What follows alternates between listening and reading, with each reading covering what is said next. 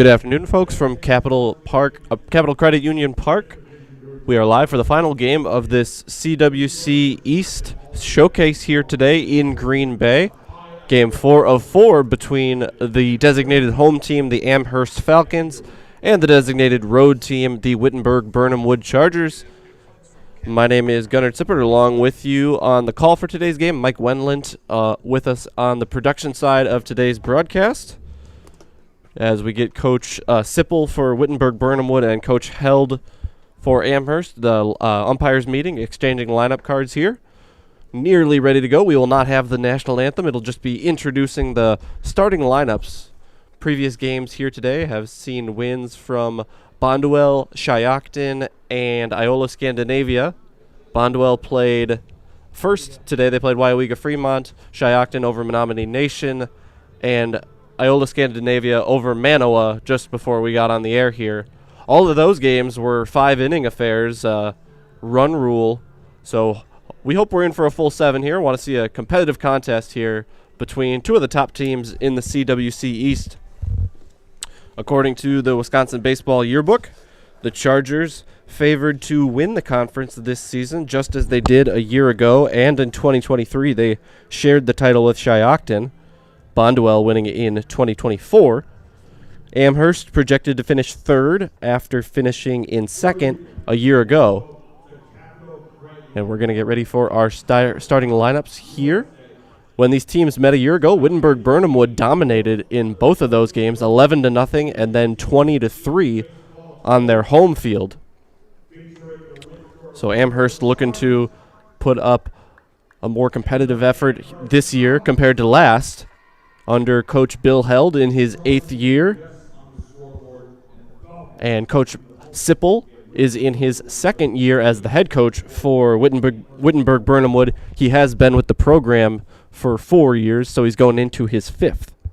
A lot of talent on the side for the Chargers, as they are ranked by the Wisconsin Baseball Yearbook in the top 25 of Division III from the preseason. Number 9, in fact. They finished a game away from state a year ago. They fell in a sectional final in Chilton to eventual state runners-up in Division III, the Kewanee Storm. And Kewanee, again, proven to be a tough team this year, as they've had a couple of no-hitters thrown by their top starter. Just checking to see if they're in the same sectional this year. I believe they are. In Division III, both of these schools, same sectional, but different halves of it. So if Wittenberg-Birnamwood would want to avenge last year, it would be another sectional final against Kewanee. But Amherst, hoping they could maybe stop them before they get there. But that's a ways away, talking about the playoffs coming up in June. We're still in late April here. Let's get the standings, or the records, for both of these teams. Wittenberg-Birnamwood on the year, 9-2 overall, 3-1 in conference play. They dropped a conference game at Bonduel, 4-6. Also lost a non-conference game to Westfield on the road. Amherst on the season, 7-1, 6-0, as they've gotten a lot of their CWC East schedule in so far. Have yet to face Wittenberg-Birnamwood, and these teams will actually play twice in the next 4 days, as they will meet again on Tuesday. That one will be in Wittenberg. And so this is technically an Amherst home game here on the neutral site, as we're getting the introduction for the Amherst in the field here. Both of these teams coming off wins in their most recent games. Wittenberg-Birnamwood defeated Menominee Nation on the road 26-1 in their most recent game. WIAA Fremont took Amherst to 9 innings in WIAA, but the Falcons were able to get the 11-9 win. As we get the final couple of introductions for Amherst, and we got the whole starting lineup. We'll get to the orientation of the Amherst fielders here. On the mound, it is Wyatt Bodwine, his catcher, Levi Cullen, and around the infield, first at first base, Jacob Ruggles, number 10. Logan Hintz, number 3, will play second base. At third, Jackson Lutz, the number 2, the third baseman. And playing short today, the leadoff hitter, Mike Gladowski, number 1. And in the outfield from left to right, Brandon Chandler, number 7, playing the number 7 position. Sully Perkins, number 4, is in center field. And in right field, it's Gage Gladowski, number 28. Batting order for the Chargers, leading off will be number 19, Xander Barkey. He's a returning first-team all-conference selection for Coach Sipple. Milo Salveson, the second baseman, will be batting second. Barkey will be playing short here today. Oliver Fraser, the first baseman, will be batting third, so that'll be the top third of the order. Guaranteed to see Bodwine here in the first. Batting fourth, Carson Meverden, the center fielder. Colby Winsenson, the right fielder, batting fifth. Connor Meverden, the third baseman, batting sixth. The designated hitter today is Eddie Nowinski, batting seventh. He will bat for the left fielder, Dane Winsenson. So Dane will just be in the field here to start today's game. Carson Moronk, the starting pitcher for the Chargers, batting eighth. And the starting catcher, Braxton Olson, rounds out the order for Coach Sipple. Bodwine getting loose. And we're almost ready to go here on Zaleski Sports. The final of 4 games here today. A very cool showcase event for the Central Wisconsin Conference East Division here at Capital Credit Union Park, home of the Green Bay Rockers of the Northwoods League. All turf on the infield and the outfield. Very deep to center field here. You can see perhaps 338 down the left field line. Don't see a number down the right field line. And then in right center, nearly towards center field, it says 386, but I think it gets even deeper perhaps than that 386. It's about 400 out to center field, so don't let a ball get over your head. Otherwise, we may have extra bases. We're ready to go here for first pitch. Stepping in will be the leadoff hitter, Xander Barkey, for Coach Sipple. He'll face Bodwine.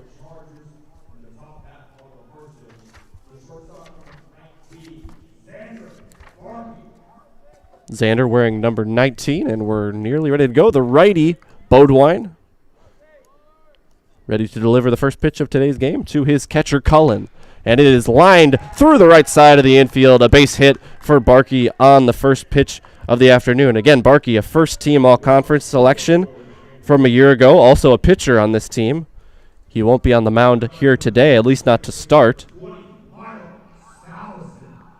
And he ripped that one through the right side. Milo Salveson, the second baseman, stepping in. Barkey batting .462 a year ago. Salveson, .258 last season. Barkey gets his lead. And it's going to be a strike. The catcher couldn't find it. He really deadened it underneath his glove. He thought it went to the backstop. And it'll be, I suppose, a pass ball. Or at least an error on the catcher there. Pass ball. As it'll be a 0-1 count, as it was a strike. So Barkey advances to second on the pass ball from Cullen. The 0-1 is inside on a breaker. It'll be 1-1 to the righty Salveson. A very short backstop here at Capital Credit Union Park. So any ball that does get by the catcher, you might not be safe to advance, as it's a cement backing back there, and the turf will let it play pretty fast. The 1-1 is skipped, and a better stop this time by Cullen, able to gather it in front of him, make it 2-1. So first pitch swinging was Xander Barkey, and now we've got a 2-1 count to Salveson.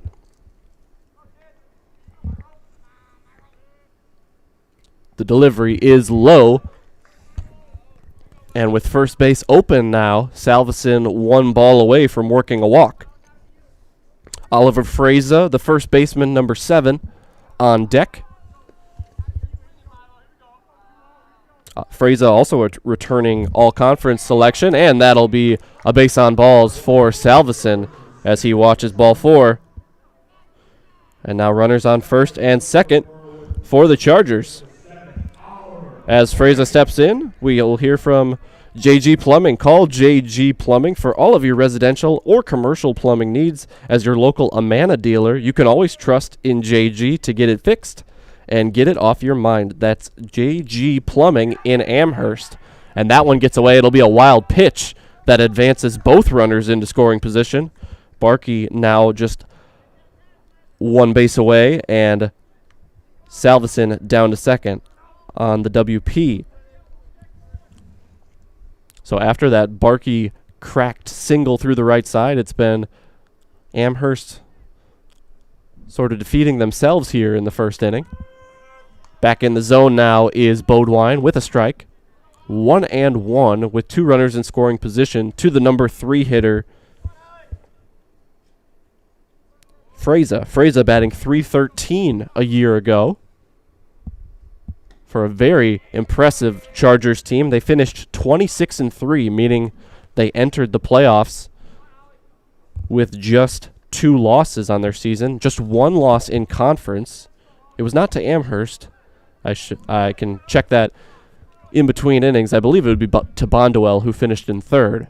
Second and third with a 2-1 count. Make it even now. Called strike to Freza. So our first 2-strike count of the afternoon for Bodwine. See how he approaches it here. Can't throw a true pitch out of the zone, trying to get a chase with a 2-2 count, and already some troubles on pass balls and wild pitches. This will be fouled down the first base line and out of play. We'll do it again.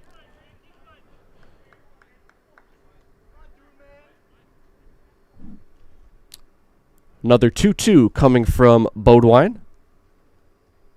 Number 8 from the stretch delivers. And an early swing. It gets by the third baseman. Nice adjustment there by Freza, pulling his hands in. Barkey scores, and Salveson comes home for a 2-run single off the bat of Freza. Off speed, or breaking ball, I should say, pitch there. And Freza, again, pulls his hands in, and that allows him to drive in 2. It's 2-0 in favor of the Chargers. Nobody out yet here in the first. Couple of RBIs there for Freza. Remains to be seen if those runs will be earned with the pass balls and the wild pitches, but with no outs in the inning, almost certainly. That'll be outside. The first delivery to Carson Meverden, today's center fielder, batting in the cleanup position. Nobody down. Runner on first is Freza. Meverden, another returning player, as he drives this one in the air. It's to center field.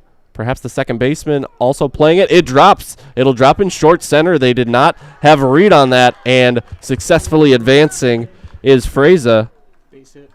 That'll be a base hit. Had they gotten Freza at second base there, it would have been a fielder's choice, but he gets in before any sort of throw.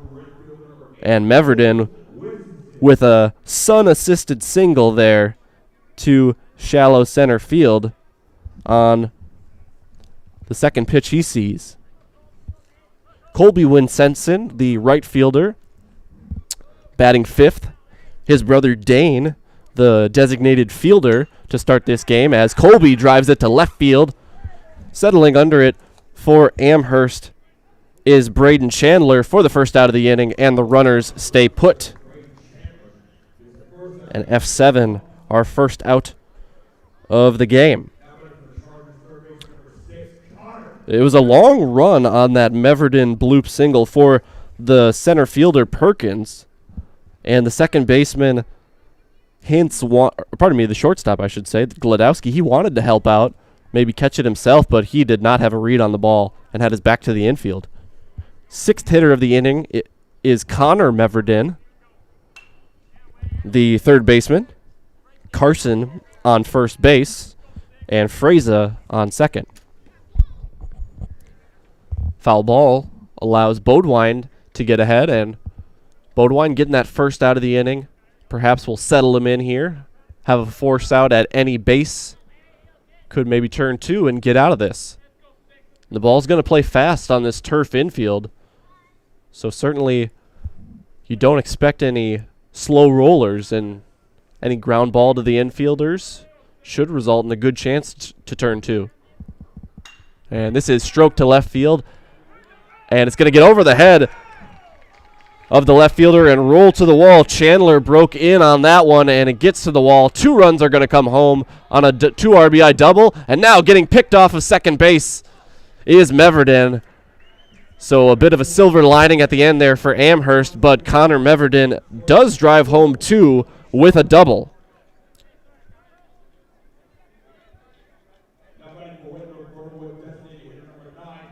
Freza and Carson Meverden come home to score. Carson all the way from first on that double as it got over the head of Chandler.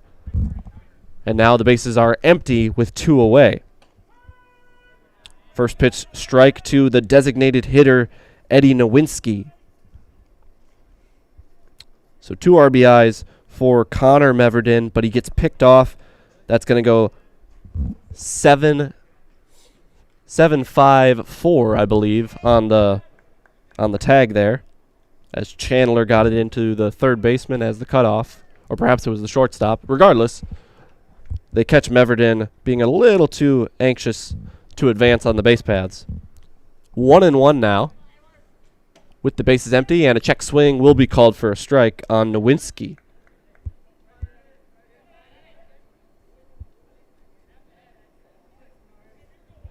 Four runs across on 4 hits thus far here from Green Bay. The Chargers on top. Amherst yet to bat. This one slapped to the right side of the outfield, and it's down for a hit. Nice piece of hitting there by the DH Nowinski. Got his hands out and drove it the other way. And that'll be the 4th hit of the inning. The fourth single, as the only extra base hit was by Meverden. Carson Moronk, today's starting pitcher, a lefty thrower, also lefty at the plate, as he fouls one off to the third base side. First lefty hitter we've seen for the Chargers. We saw him warming up pregame on the first base side on the on-field bullpens, showing off a fastball, curveball, changeup mix. Looking to help his cause a little bit here and extend this top of the first. And another foul ball. This one's off the catcher, Cullen. And a good job by Amherst on defense there. You can allow things to spiral, especially with a ball getting to the wall like that. And two more runs coming home, and you find yourself down 4-0. But they stayed poised and caught that runner drifting too far from second base and picked up a big second out. Because if they don't pick up that out, right now it's first and second with 1 down. And strike 3 called on Moronk. He goes down on 3 pitches from his opposing starter. 4 runs across for the Chargers. We'll head to the bottom of the first. Falcons coming to bat. You're watching WIAA Baseball, presented by Hoff Favor Realty. Vehicle maintenance is vital to your day-to-day life. That's why Auto Select of Stevens Point reminds you to be sure to schedule regular oil changes, tire rotations, and general inspections to keep your vehicle in great shape. Let the helpful, friendly staff at Auto Select ensure your vehicle continues to keep you and your passengers safe on the roads, as well as keep your vehicle functioning the way it was intended. For quality, dependable automotive care from service experts, place your trust in Auto Select of Stevens Point. At Auto Select, you're good to go. Good evening, folks. Matt LePay here. Ridgetop Exteriors is kicking off your roof replacement like pros. Old shingles off, decking down, ice and water guard set. Textbook protection. Underlayment follows. Sealed tight like an O-line. Valleys flashed. Shingles installed row by row. Captain ventilated. The crew scoops every nail, leaving no yard marker behind. This project's wrapped. Your turn to call the play at ridgetopexteriors.com. Southpaw Carson Moronk takes the hill for the Chargers, and he's got himself a 4-0 lead as the Wittenberg-Birnamwood Bats put 4 runs across on 5 hits. No errors by the Amherst defense. There were there was a wild pitch and a passed ball, but no errors. And 1 left on first base to end the inning, as Moronk went down looking as a hitter, but his teammates certainly helping him out with a great first inning. Now Amherst gets their chance to bat. It's the shortstop, Mike Gladowski. He'll take strike one on a fastball from Moronk. Returning all conference selections for this Amherst team in the number 3 and 6 hitters here today. Sully Perkins, the center fielder, and Logan Hintz, the second baseman. Let's get you that batting order as it's fouled off from Gladowski. Gladowski will lead off. He's playing short. The catcher, Levi Cullen, batting second, and Sully Perkins, the center fielder, batting third. Strike 3 on a fastball, looking. Perhaps a little bit of the anger that Moronk was feeling for going down, looking. Able to fuel his fastball there, and he gets a backwards K of his own on the leadoff hitter. Wyatt Bodwine, the pitcher, will bat fourth today. Gage Gladowski in right field, batting fifth. Logan Hintz, the second baseman, sixth, as now Cullen, a lefty hitter, steps in, takes strike one. Cash Cullen, the DH today, batting seventh. He'll hit for the left fielder, Braden Chandler. Jackson Lutz, the third baseman, batting eighth, and Jacob Ruggles, the first baseman, in the 9 spot for Coach Held. First ball of the day from Moronk is in the dirt, or in the turf, I should say, making it 1-1. Yeah, that's going to be low and away for Moronk. His partner in today's battery is number 3, Braxton Olson, today's backstop. We'll get you the defensive alignment, but first, the 2-1 from Moronk is fouled down the third base line. It looked like it was going to stay fair there as he hit a bit of a top, spinning like a top there off the bat of Cullen. It'll make it 2-2 as he runs back. We'll get you the defensive alignment. At first base for the Chargers, Oliver Fraza. Second baseman, Milo Salveson. Third base, Connor Meverden. And shortstop, Xander Barkey. And left to right in the outfield, the designated fielder, Dane Winsenson. As that one is low and away to run the count full. Carson Meverden in center. And Colby Winsenson in right. Payoff pitch here with 1 out, and the base is empty from Moronk to Cullen. Cullen hits another spinning ball, this time down the third base line. Great throw from Connor Meverden to retire the Amherst catcher. Took a wild bounce as it looked like it was going to maybe go foul again, but the amount of spin he imparted on that ball seemingly deadened it as it hung up for Meverden. And now Sully Perkins stepping in, the lone first-team all-conference selection that returns to this year's Amherst team. Sully a year ago batting .387 as he swings through strike one from Moronk, the lefty. Breaking ball, or perhaps the changeup, a little bit hard to tell from our vantage point, the lateral direction of pitches.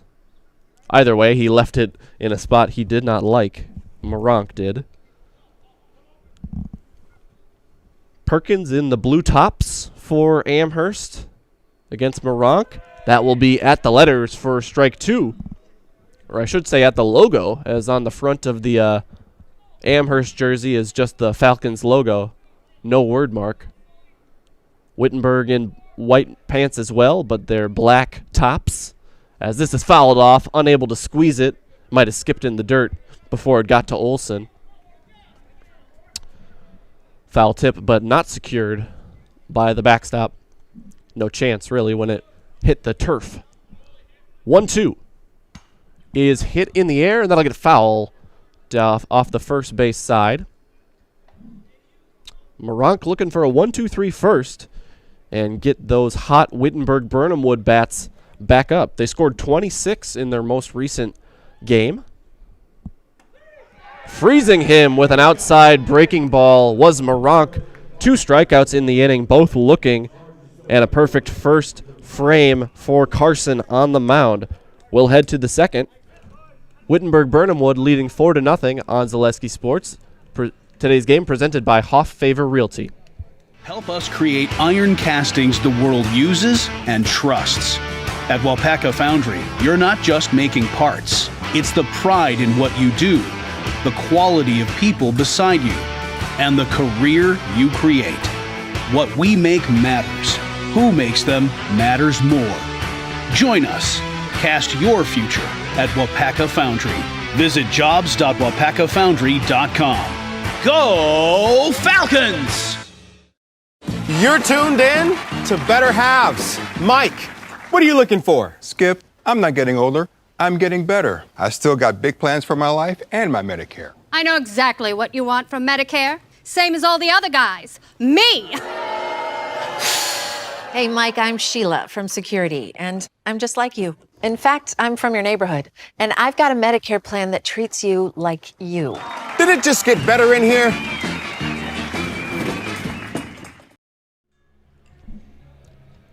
To the top of the second with Wittenberg-Birnamwood already leading by 4. Looking to add to that as Wyatt Bodwine is back out for his second inning of work for the Falcons.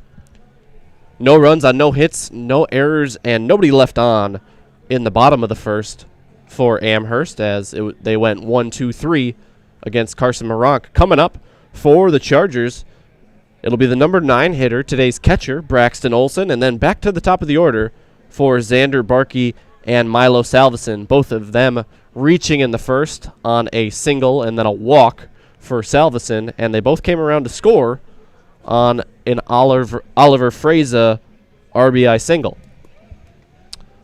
Final warm-up pitch will get away from Cullen. He'll still throw down from foul territory, and we're ready to go in the top of the second.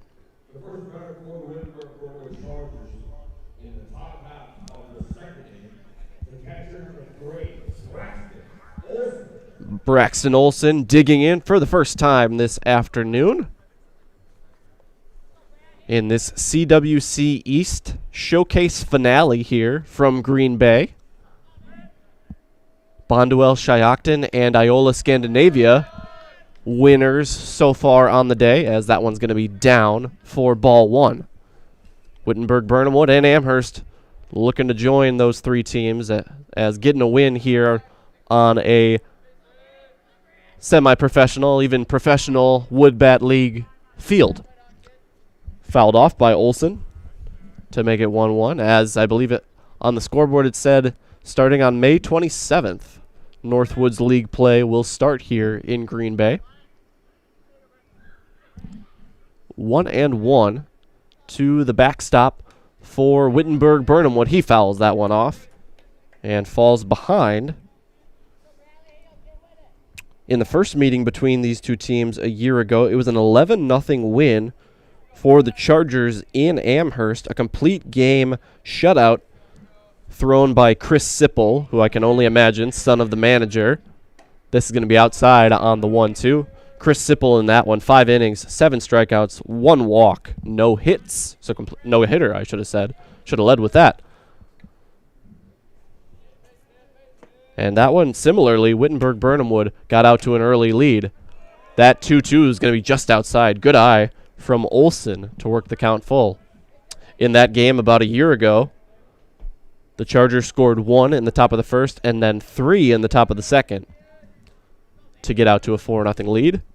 Only took 1 inning here today to get out to that big of a lead, as that's fouled off by Olson. Good plate appearance here for Braxton at the bottom of the order, really working Bodwine, who had a strenuous top of the first, facing 8 hitters. And that's going to be just outside, and Olson awarded first base on a 7-pitch plate appearance after that 2-strike foul. He will be pulled for a courtesy runner. Number 14, as I pull up my reserves, Bo Davis, the courtesy runner.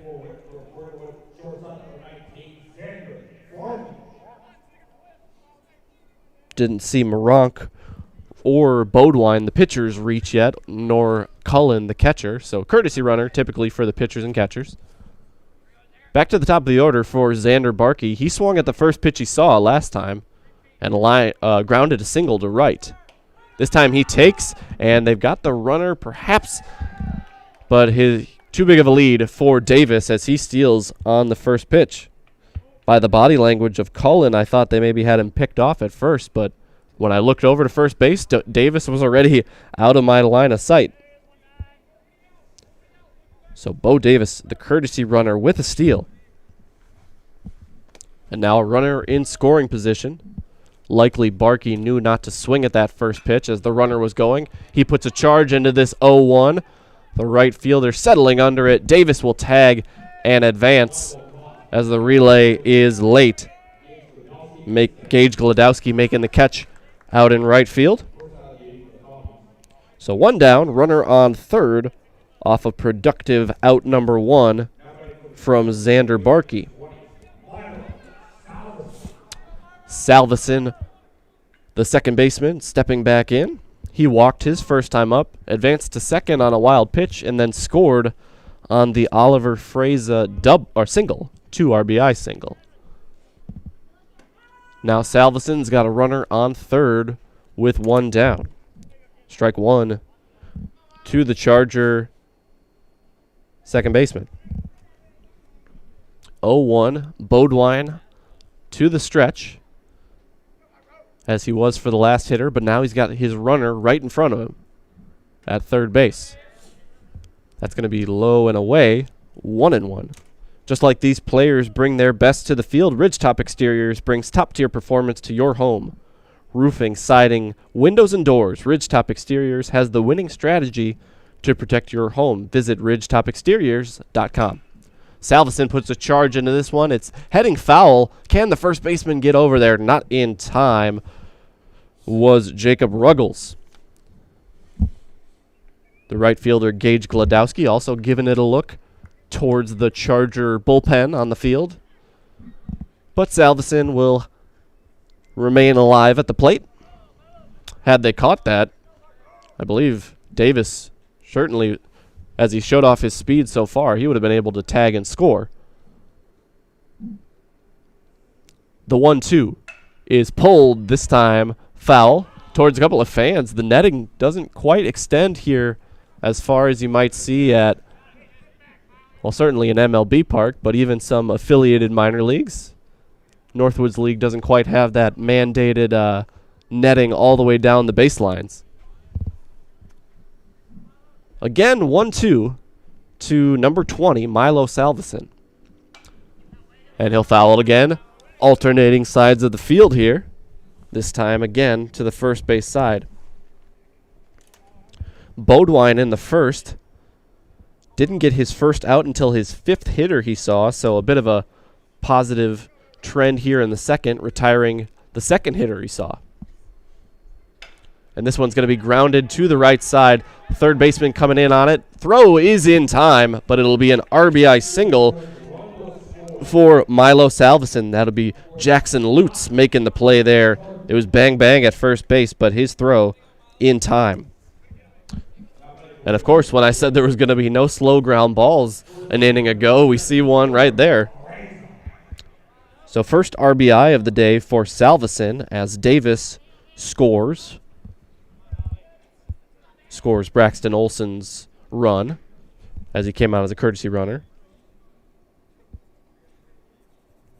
And great job by Davis on the bases. Stole a second on his first pitch on, and then tagged up and took third, and then scores on a ground out. Really manufacturing a run was number 14 for the Chargers. 1-1 to Oliver Fraser. Bases empty now with 2 outs. He had a RBI single, 2 RBI single, down the third base line in the first. And he hits it again down the third base line, and that's going to be maybe a foot foul as Chandler will chase after it, but just a loud strike there as that was ripped by Fraser. He'll have to take another swing at it here. 1-2. Be nice for Bodwine to get out of this inning here. He was able to get a strikeout to end the first. The 1-2 is out in front of it. Out in front of it was Freza, and he popped it to the first base side out of play.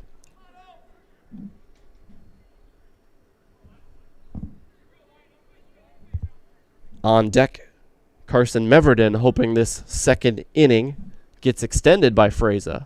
Another 1-2 outside, and the count is even.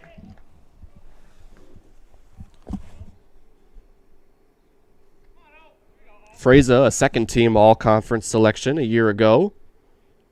He and Barkey, the lone returning all-conference picks on this year's team. As that one is to the backstop.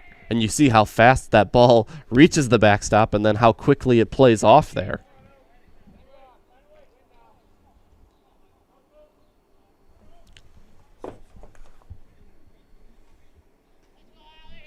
It'll now be a 3-2. Bases empty with 2 outs. The payoff pitch from Bodwine is again hit down the third base side, and this will not bloop in as Jackson Lutz settles underneath the infield pop-up. So a leadoff walk and a manufactured run for the Chargers, but Bodwine does get the next 3 hitters. It's now 5-0 in favor of the Chargers here on Zaleski Sports. Coming up, the bottom of the second, today's game presented by Hoff Favor Realty.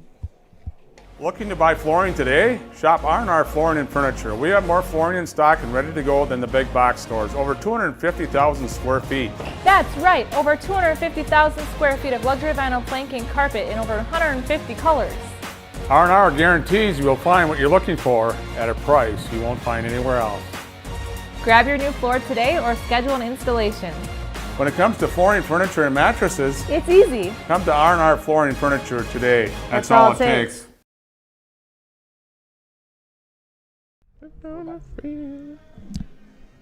We head to the bottom of the second. Carson Moronk with a perfect first inning. He got 2 strikeouts looking and sandwiched a ground ball in between. He'll face the middle third of this Falcons order. Wyatt Bodwine, the pitcher. Then Gage Gladowski, the right fielder. And Logan Hintz, a returning all-conference selection, the second baseman, batting third this inning, 6th overall. Just getting a feel for both of these teams' seasons thus far. Wittenberg-Birnamwood, we'll start with them because they're the road team, started off 5-0 with some impressive wins in there. 2-1 over Pacelli, a top team in Division 4, albeit a little bit of a smaller school. Had a great season a year ago, falling in the state title game. And a couple of run rule victories in there as well over Manawa and Oconto, before they finally dropped their first game to Bonduel on the road 4-6 against the Bears. And the Bears, by the Wisconsin Baseball Yearbook, projected to finish second as that pitch was outside, making it 1-1. And that'll be outside as well. Moronk falls behind against his counterpart on the mound, Wyatt Bodwine, hitting cleanup. And that will be just outside. It's 3-1. So good approach here from Bodwine. Looking to get a base runner any way they can. Can't focus on being down 5 if you're Amherst. Just got to focus on manufacturing that first run. And swing and a miss. Moronk gets him to cut through the 3-1 delivery. Full count now. Moronk gets his sign from Olson. Ready to deliver. And that's going to be upstairs. A leadoff walk in the bottom of the second, just like it was in the top half of this inning. Wittenberg-Birnamwood was able to get that runner home despite the next 3 hitters being retired. Amherst is going to hope for even better here with a leadoff walk. Gage Gladowski, a left-handed hitter, the second of the day for Amherst. Takes a strike on the outer half with a runner on first and nobody out. After Wittenberg-Birnamwood lost that first game of the season to Bonduel, it's always interesting to see how a team might bounce back. As the 0-1 is skipped, nice block by Olson, keeping that in front of him, preventing the wild pitch. And the Chargers did a nice job. The next day, they had a home game against Tomahawk, a much larger school, and won 6-3 before going to hosting Iola Scandinavia 2 days later and winning that one. Good pitch, but just inside on the 1-1.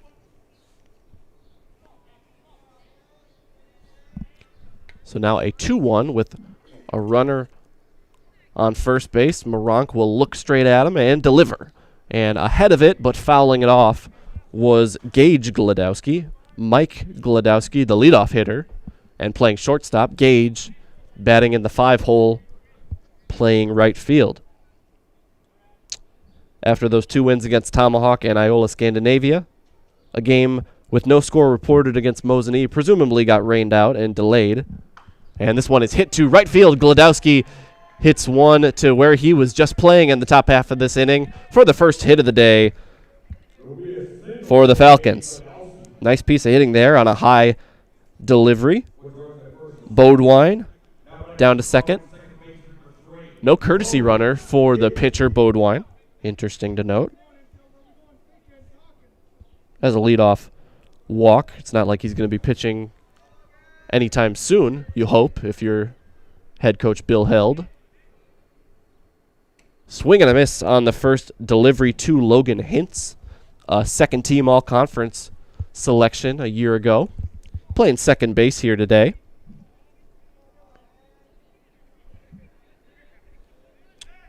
And a nice pickoff move by Moronk. He stumbled over his feet a little bit, but it was clean. Lifted that front leg. That might be his A move here on the day. Now 0-1. Moronk ready to deliver. Runners on first and second, nobody out. Swung through again. This time making it 0-2.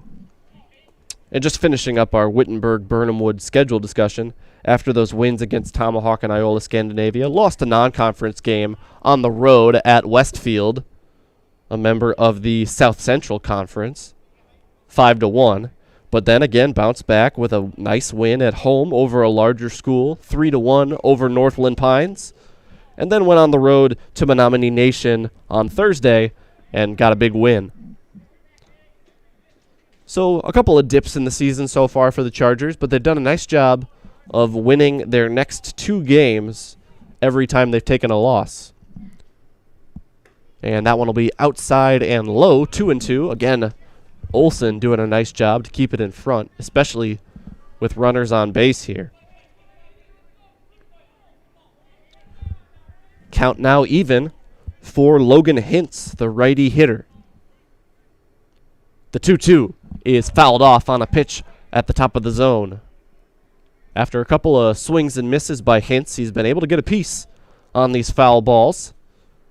Now looking to put it all together and drive one into play. I think we're waiting on a ball here. There's been so many foul balls. All of our game balls have been hit into the stands. As we have a little bit of a lull in the action. Express Employment Professionals has relationships with all local businesses and job openings. Call or stop in at Express Employment to find the right career path for you. 2-2, we're ready to go.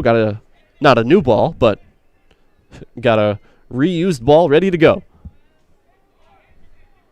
2-2 with Bodewine on second, Gage Glodowski on first.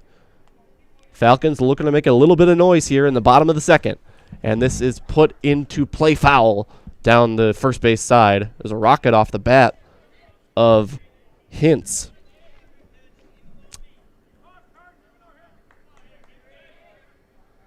I believe the Amherst hats, maybe not the helmets, but they've got the Alabama Crimson Tide style A in the blue and silver colorways. Blue, white, and silver. And some black in there too. As that one is outside on the 2-2. Wittenberg-Birnamwood with the white front-facing plate on their hat. As that's going to be catching the inside corner. Carson Moronk with his third backwards K of the day. 3 strikeouts, all looking for the Amherst offense. So Hintz works a real deep at-bat there, but goes down looking. Another lefty here is Cash Cullen, the DH, in the 7th spot in the order. Takes the ball. He is hitting for Braden Chandler, number 7, who's playing the number 7 position in the field, in left. How about that? So 1-0 as another pick, this time not quite catching Bodwine off guard as it did the first time. Runners on first and second with 1 out after Moronk gets a much-needed strikeout there. Doesn't allow the runners to advance at all. And a nice breaking ball left on left there for strike number 1. 1-1 the count. Lefty on lefty. And Moronk just inside that time. 2-1. The inning started off with a walk to Wyatt Bodwine on a full count. And this one is fouled off. Can the third baseman have a play on it? Meverden gives a look, but out of play. Before Gage Goldowski singled to right field. And if I'm not mistaken, that was on a full count. And then Logan Hintz strikes out on a full count. So it's been a long inning on the mound here for Moronk, even though this is the 4th hitter he's seen. Count is at 2-2. Will it be a 4th consecutive full count to Cullen? Nope, he puts it into play. Chance for 2. Tagging the runner is Salveson on to first base, and they're out of a jam. The Falcons threaten with first and second, nobody out, but Moronk gets a strikeout and a double play, and we head to the third with the score 5-0 on Zaleski Sports. You're watching WIAA Baseball, presented by Hoff Favor Realty. 3K Custom is ready to help outfit your company, team, or club with a wide range of clothing, products, and apparel. With their high-speed embroidery machine, screen printing, and a creative design team, you know your business or team will be looking great with quality you can depend on. From large whole company needs to just outfitting your summer softball team, trust in 3K Custom to keep you looking great. Visit 3kcustom.com. That's 3kcustom.com to get started today. The littlest thing of walking or just being able to get around the community or walk to the grocery store or walk around the grocery store is just something little, but that is such an impactful thing, I think, to the patient to say, okay, well, I have 5 other things, but you were able to just help me with one of them. And I think that is gratifying for me personally, just to help even one small aspect of their life. 4, 5, and 6 hitters coming up in the top of the third for the Wittenberg-Birnamwood Chargers. It'll be first the center fielder, Carson Meverden, followed by Colby Winsenson, and then the third baseman, Connor Meverden. Got confirmation pregame as we had a bit of a lineup issue. 2 listed right fielders. Coach Sippel letting us know which Winsenson he meant to put in left field. 2 brothers there, Dane and Colby. I would imagine Carson and Connor Meverden, brothers as well. Center field and third baseman here today, respectively. No other brothers appearing in that Wittenberg Chargers lineup. And none in the Amherst order as well. A couple of Cullens in the Amherst order, pardon me. The catcher and the DH, Levi and Cash. From the Wisconsin Baseball Yearbook again, Mike Gladowski, the youngest of 4 brothers who all played at Amherst. Also the quarterback on the football team, all conference selection, and they made it to level 3 in the playoffs this past fall. And here comes the delivery from Wyatt Bodwine. Leading off is Carson Meverden. His first time up, he had a bloop single that dropped in front of a charging center fielder. The sun almost certainly helped him get on as Perkins didn't quite have a read on the ball. The 0-1 is stroked to left field and down for a base hit. Second single of the day. This time a little bit more resounding off the bat of Carson Meverden.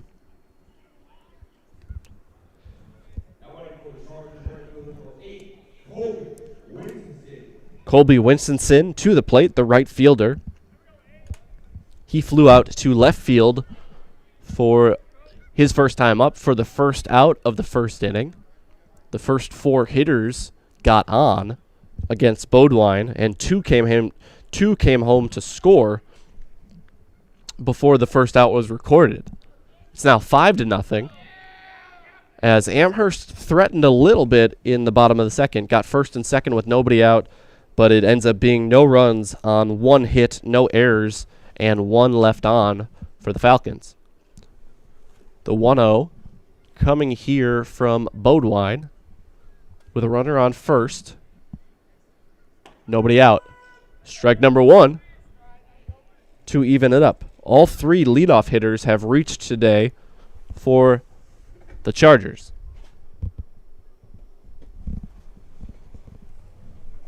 One coming here from the righty Bodewine. He'll give a check to Carson Meverden with Connor on deck. Holding the runner is Ruggles at first base, number 10 for the Falcons. A step off there, but no throw. The 1-1 now on its way. Breaking ball, perhaps just a fastball actually, with a little bit of cut there, fouled off. 1-2. And the throw is going to get a little bit loose there, back from Cullen, but runner not showing any signs of advancing. First baseman doing the retrieval. 1-2 now. Bodewine ahead of Winstonson. Colby batting 5th here today. Playing right field. Needing to protect the plate with 2 strikes on him. And he swings through strike 3. Runner headed down to second, and it's a stolen base for Carson Meverden, the second of the day for the Chargers. So both teams get a little bit of a win there. A strikeout, second of the day for Bodewine, but another runner into scoring position with less than 2 outs for the Chargers. It was the courtesy runner, Bo Davis, that came on for the catcher, who stole second in the second inning after a leadoff walk. Might have been a little bit of a hidden ball trick there as the Falcons realized it wasn't working, and Hintz walks it back to the pitcher, the second baseman. Runner on second with 1 out now after the strike him out, not quite throw him out play. And this one is skipped. Good throw from Cullen. It was, in terms of strength, it was just a little bit high, and the man covering the bag had to jump up to grab it before he could tag Meverden. That's Carson Meverden on second. Connor now to the plate. He had an RBI double, 2 RBI double, I should say, in the first. Got a little too overzealous on the bases, though, and got caught with a big turn off of second base and was tagged out for the second out of the inning. He takes the first strike to even the count here. It's 1-1 on today's third baseman for the Chargers. And that nearly clipped him inside, but he gets out of the way. 2-1 as he pulls ahead. On deck is Eddie Nowinski, today's DH. Hitting for the left fielder, Dane Winstonson. The 2-1 coming to Connor. Connor Meverden takes inside, and it's now 3-1 with a base open and 1 down. I think I heard the first base coach saying, "Got to be a pearl. It's got to be a good pitch to swing at here if you're up 3-1 and a base open." And a throw into center field. Carson Meverden is going to take third on the throwing error, and now he's going to get the green light home. He's headed to the plate, and the relay is dropped by the cutoff man. So it'll be a throwing error that gives him third, and then an error on the center fielder will let him take home. E1 to third, E8 to home. E1 on the pitcher advances him to third, and then E8 on the center fielder Perkins, as he wasn't able to cleanly pick up that errant throw. And Meverden scores run number 6 for the Chargers. Now the base is empty with 1 out, and the count still 3-1 after that pickoff attempt. The 3-1 to Carson Meverden. Pardon me, Connor swings through that 3-1 pitch and another full count. We had plenty of those in the bottom half of the second. And now we've got our first here in the top of the third. Payoff pitch is hit in the air. It's going to stay fair. Lutz has a read on it. Perhaps it's going to get just out of foul ground. No, he makes the catch. He was literally holding on to the net, I believe, with his right hand. Makes the squeeze with his left. Foul pop out. Ends the at-bat for Connor Meverden. It was an eventful at-bat, but mostly because of what was going on the bases. Bases empty, 2 down for the designated hitter, Eddie Nowinski. He singled his first time up and was left stranded at first base. Again, he swings and hits it to right field. This time, Gladowski will grab the line drive, and Amherst is out of the inning. One more run across to make it 6-0 in favor of the Chargers on Zaleski Sports. You're watching WIAA Baseball, presented by Hoff Favor Real Estate Group. Hello, Wisconsin. Phelps Dairy Store in Stevens Point is your spot for family fun, Wisconsin style at the farm. Come have an ice cream or some of their daily made fresh cheese curds while observing the robotic barn milking the cows. Ask for a tour of the farm or let the kids see the cows up close. Various Wisconsin-made dairy and beef products, seasonal decor, and outdoor activities are just the start of the family fun that awaits you at the Phelps Dairy Store, just a half mile from Walmart in Stevens Point. Phelps Dairy Store, food, family, and fun.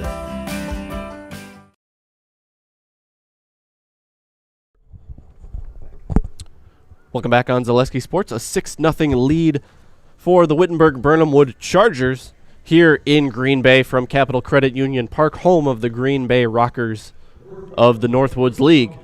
Leading off for the Amherst Falcons, the number 8 hitter, the third baseman, Jackson Lutz, who made a nice catch in foul ground for out number 2 of the top of the third. He's out in front of the delivery from Carson Maronk, and he finds himself down 0-1. Maronk ran into a bit of trouble with a leadoff walk and then a single in the second inning, as that one is fouled on a check swing from Lutz, and Maronk's ahead 0-2.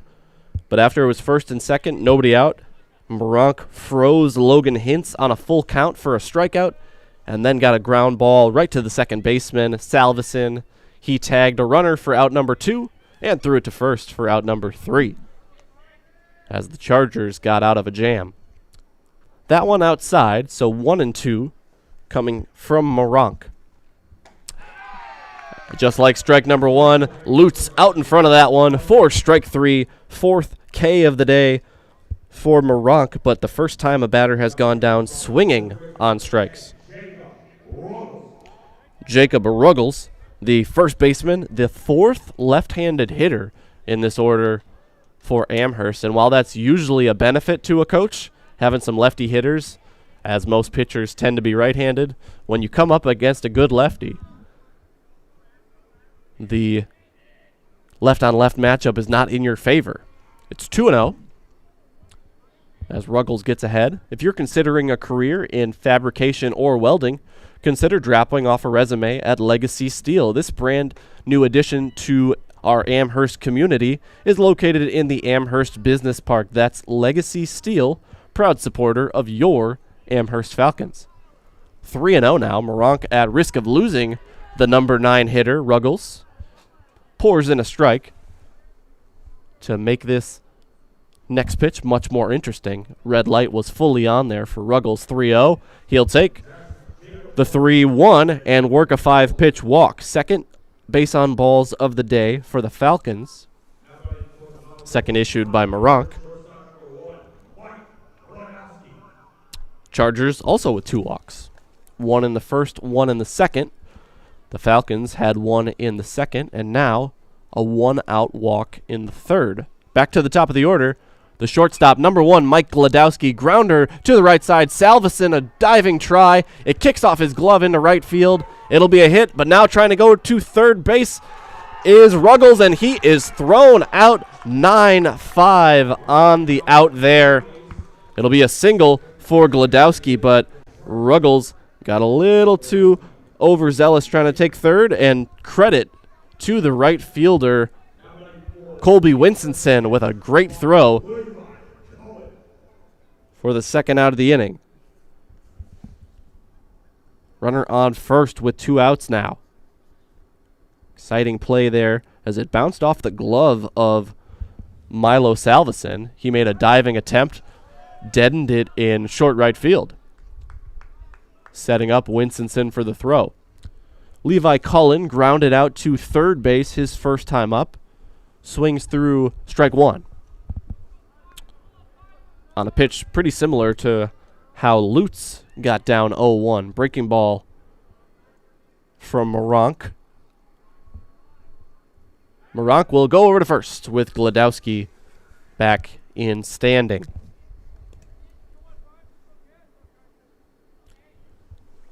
Holding the runner at first base is Freza. Coming home is Moronk, and it's popped up. This will get out of play. Meverden gives it a look, but it reaches the seats.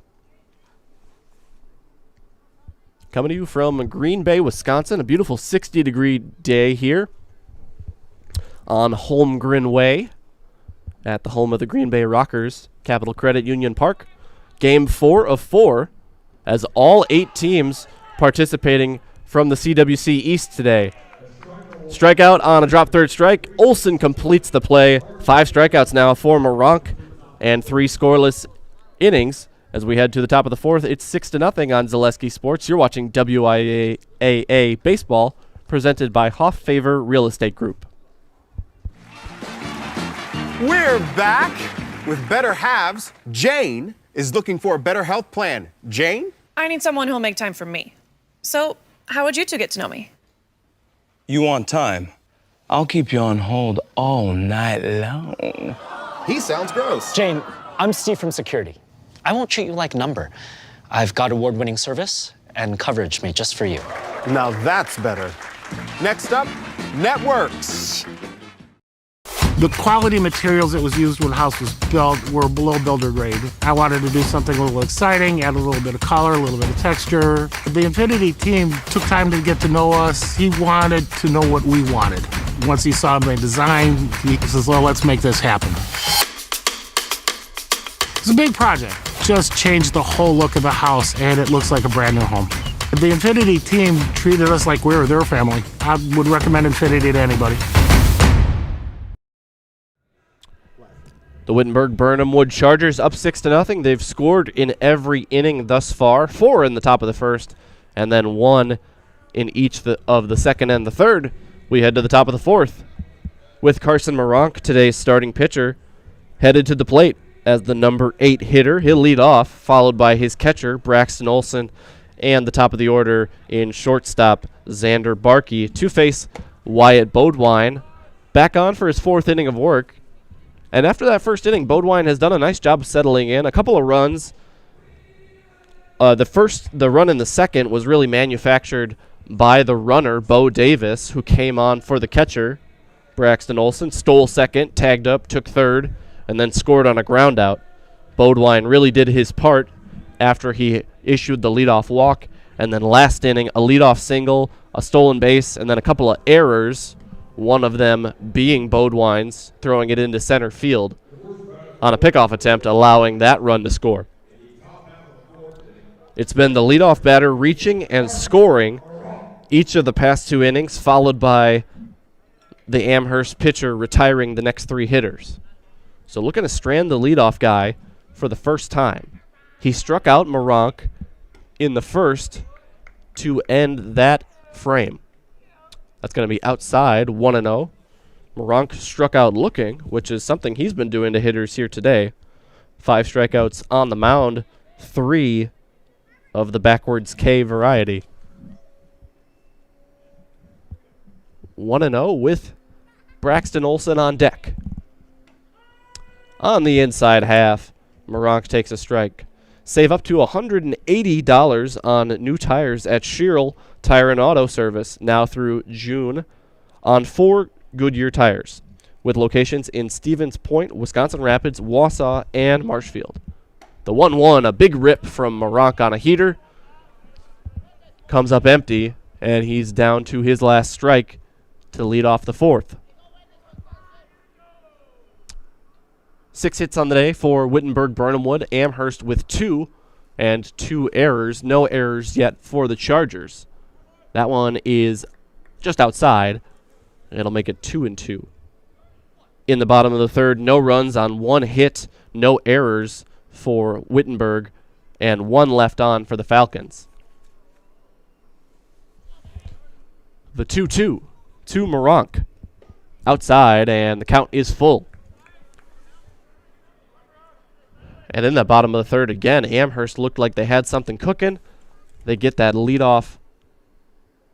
Pardon me, the leadoff hitter strikes out, but a 1-out walk, and then a single from Gladowski as Moronk goes down on the payoff pitch, swinging this time. Bodwine able to strike out his opposing starting pitcher for a second time. Olsen, he walked and scored his last time up. He was removed for a courtesy runner as he reached first base, but the courtesy runner scored, Bo Davis. Strike on the outer half from Bodwine, who retired the leadoff hitter for the first time in 4 tries today.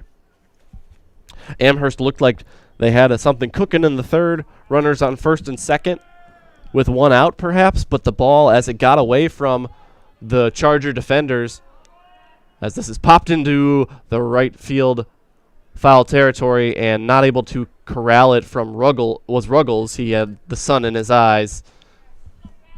Tough play as he had a bit of ground to cover there too. So the ball gets kicked into short right field, and the base runner, Ruggles, was at second, didn't know where the ball was, and decided to leave for third a little bit late. And a great throw from Winstonson gunned him down from right field, and that killed the momentum for the Falcons in the third. But they're starting to percolate a little bit offensively. It would be nice for them to put up a 0 here in the fourth and get the offense truly rolling in the bottom half. 1-2 now after a ball to Olsen, just outside, and good eye from the catcher, Braxton Olsen, to even it up. 2-2.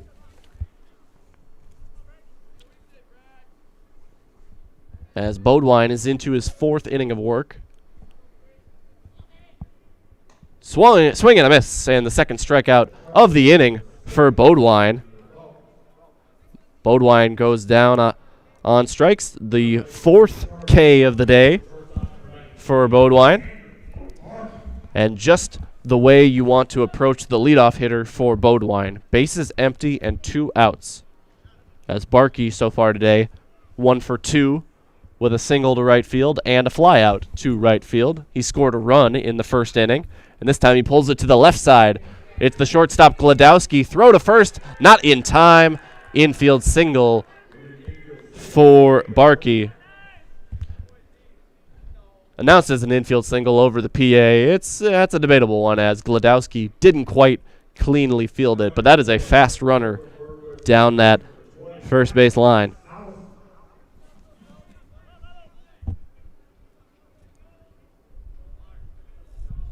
Salveson will step in. He's also 1 for 2. Pardon me, 0 for 1. He had a walk and scored, and then he grounded out, but drove in a run with that ground out in the second. As it's now 2 outs and a runner on first after that bang-bang play.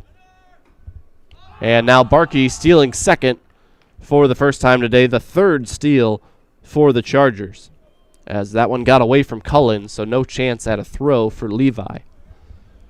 Now a runner in scoring position, and a single would bring across a run for the 4th straight inning for the Chargers. The 1-0 is on the lower corner for a strike, 1-1.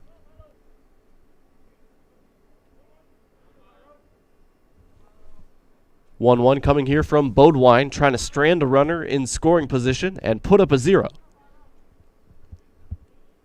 from the stretch. Wyatt delivers, and that's going to be up at the shoulder of Salveson.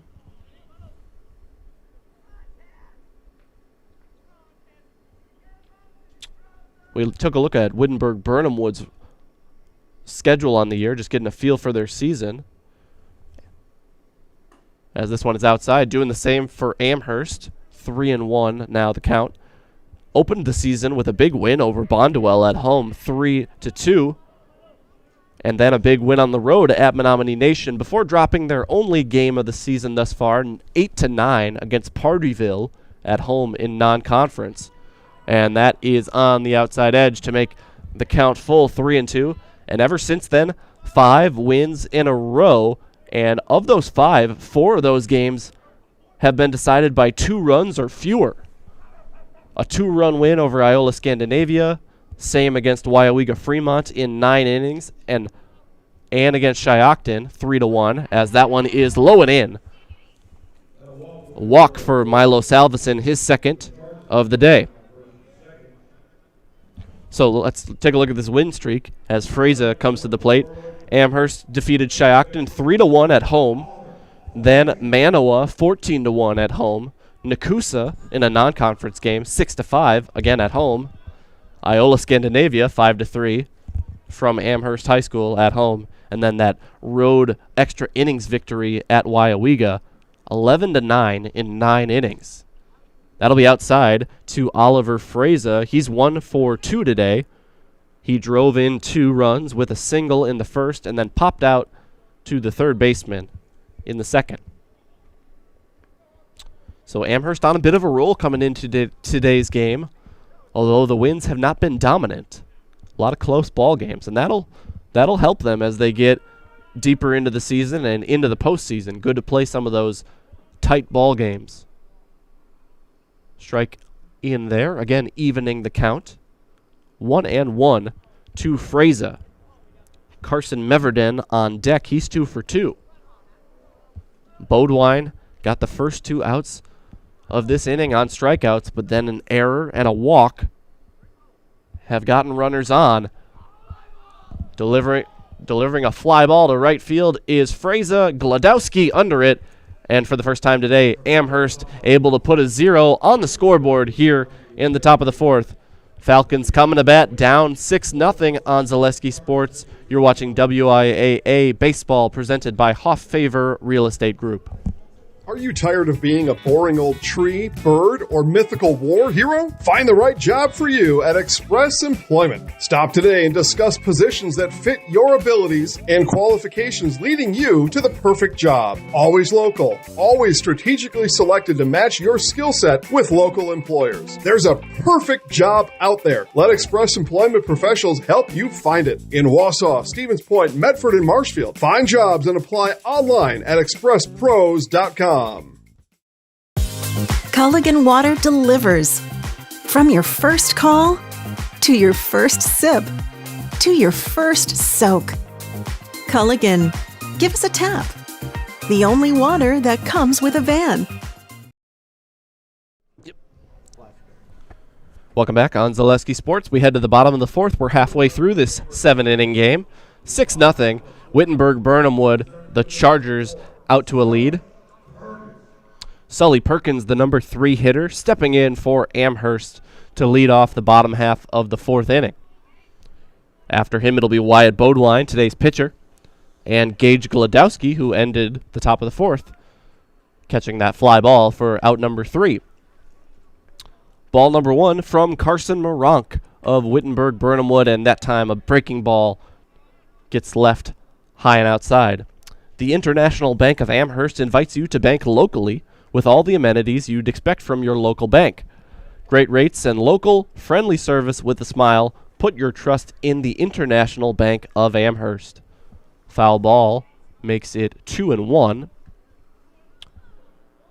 Perkins, first time up, struck out looking to end the first, as a pitcher is getting loose for Amherst for the top of the 5th. This is popped foul. Don't quite see a number yet, but we'll get to that when we get to that. A lefty warming up for the Falcons. Lefty on the mound for the Chargers is Moronk. His 2-2 inside, nearly hitting Perkins. Moronk has had a little bit of trouble on the base paths, but some good pitching and some even better defense has gotten him out of a little bit of a squeeze in the second and the third. The 3-2 is upstairs. That'll be a 6-pitch walk for Perkins. He's on for Wyatt Bodwine, who walked his first time up. Stevens Point Orthopedics proudly continues to offer complimentary sports physicals to Central Wisconsin athletes. Call 715-344-0701 to schedule your appointment this summer. That's 715-344-0701. First pitch strike to the pitcher, Bodwine, from Moronk. Walked his first time up. Leadoff walk here in the fourth is the second time that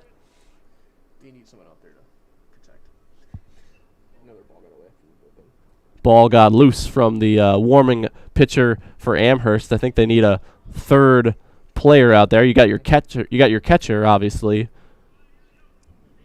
Need a player to protect for both foul balls, but also corral balls that get away. It happens in the big leagues, too. I was watching the Rays play my Twins last night, and a ball came across the back of the screen from the center field view, and I was like, oh, that was a Twins pitcher warming up, and somehow a ball got through, rolled right behind the center field camera view. I think that's the only ballpark in the bigs. Still has the on-field bullpens. Wrigley got rid of them. As that's a swing and a miss on the check swing there. Going down on strikes is Wyatt Bodwine. A little bit of revenge for Moronk, as he has struck out twice against Bodwine. He gets Wyatt to go down on strikes for the first time. Gage Glodowski fouls off the 0-0 delivery. Runner on first with one out. Mutual of Wausau Insurance, protecting homes, farms, and businesses since 1875. Visit mutualofwausau.com to find an agent near you. Glodowski drives it to center, and over on it, making the catch is Meverden. Nice running grab. Fighting the sun the whole way, but locating the fly ball effectively. Runner on first with two outs now for Logan Hintz.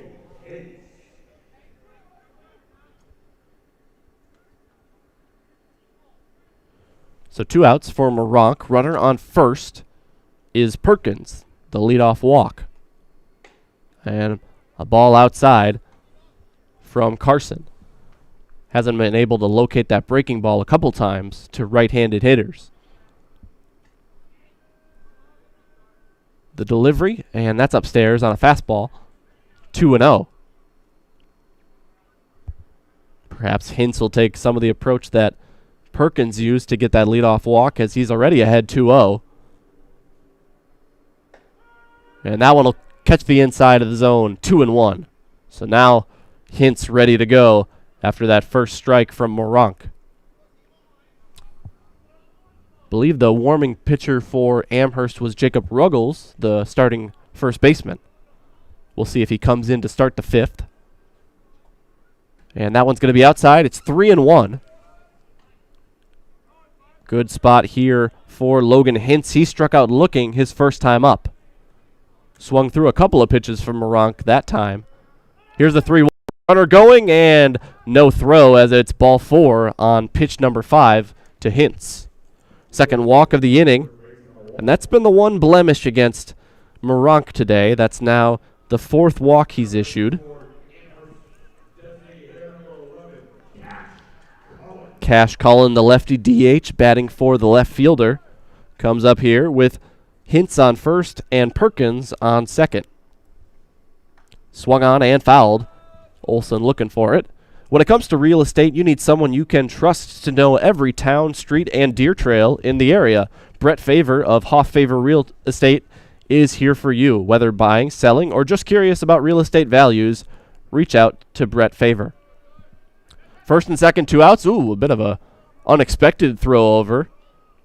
Not holding the runner was Freza, but close enough to get to the bag as Moronk threw it over. Amherst first base coach letting the runner know to get back. Nice pitch there from Moronk. In for a strike, 0-1. Looked to be a breaking ball. And now he's just one strike away from stranding 2 runners. Stranded 1 runner in the second and another in the third. Step off, no throw. In the bottom of the fourth here, 6-0, the Chargers on top. The 0-2 delivery is going to not hit the zone. It'll hit the back of Cash Cullen. He gets on the hard way as a breaking ball gets him in the lower back. Bases loaded for the first time today for either side. Certainly for Amherst. As yes, the Chargers have not had bases loaded either at any point, and we're going to have a meeting on the mound here. I believe just a mound visit. Nobody warming for the Chargers. Looking to get Moronk through this 4th inning. Leadoff walk, followed by a strikeout and a fly out to center. Just 2 outs. Just a runner on first with 2 outs, I should say, before the walk and the hit by pitch loaded him up. The man coming to the plate with the bases loaded and 2 outs is the third baseman, Jackson Lutz. He struck out swinging his first time up.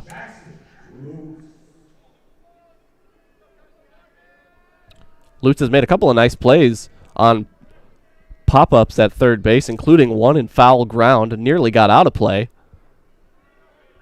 Ball low from Moronk. Moronk so far today only allowing 2 hits, but the 4 walks and now 1 hit by pitch have created some traffic on the bases. Throw to second. Salveson does not apply the tag as it was not in time. Great day for baseball here from Green Bay. Very few clouds in the sky. Light breeze coming in from the right center wall. I should say it's blowing to third base. And it's now 2-0. Moronk with a 6-run cushion here. You got to imagine Coach Sipple coming to the mound there, just letting him know. Pitch to contact here. Out at every base. And he gets a strike in there. 2-1. Infinity Exteriors, installing peace of mind, roofing, siding, and windows built to last, saving our communities from unscrupulous contractors. We guarantee quality you can trust. Another strike called there. This time a fastball from Carson Moronk. It's 2-2. Bases loaded, 1 pitch away from getting out of this for the Chargers. That one's upstairs, and we've got the most exciting situation in baseball or softball coming up here. 3-2. 2 outs, bases loaded. Everybody will be moving with the pitch. And here comes the true payoff pitch from Moronk. It's hit to center field. Meverden under it. Barely has to move. Has a beat. And will squeeze. 3 runners stranded by Moronk as he locates a pitch in the zone there. Lets the ball be hit to his defense. And they do the job. It remains 6-0. We head to the 5th inning on Zaleski Sports. You're watching WIAA Baseball, presented by Hoff Favor Realty Group. So, after a couple years of this, it's time for more money and better opportunities. That's where Mid-State Technical College comes in. Are you a born leader? Is hospitality your thing? Maybe you're into efficiency. Or do you love building teams? No matter your path, we've got cutting-edge classes with field-trained professionals and better tuition options. So stop getting by and level up today. The Auto Service Specialist at Sherrill Tire and Auto Service can change your oil, fix your brakes, align your vehicle, make that check engine light go away, and more. Great service from great people at Sherrill Tire and Auto Service. Find your location at SherrillTire.com.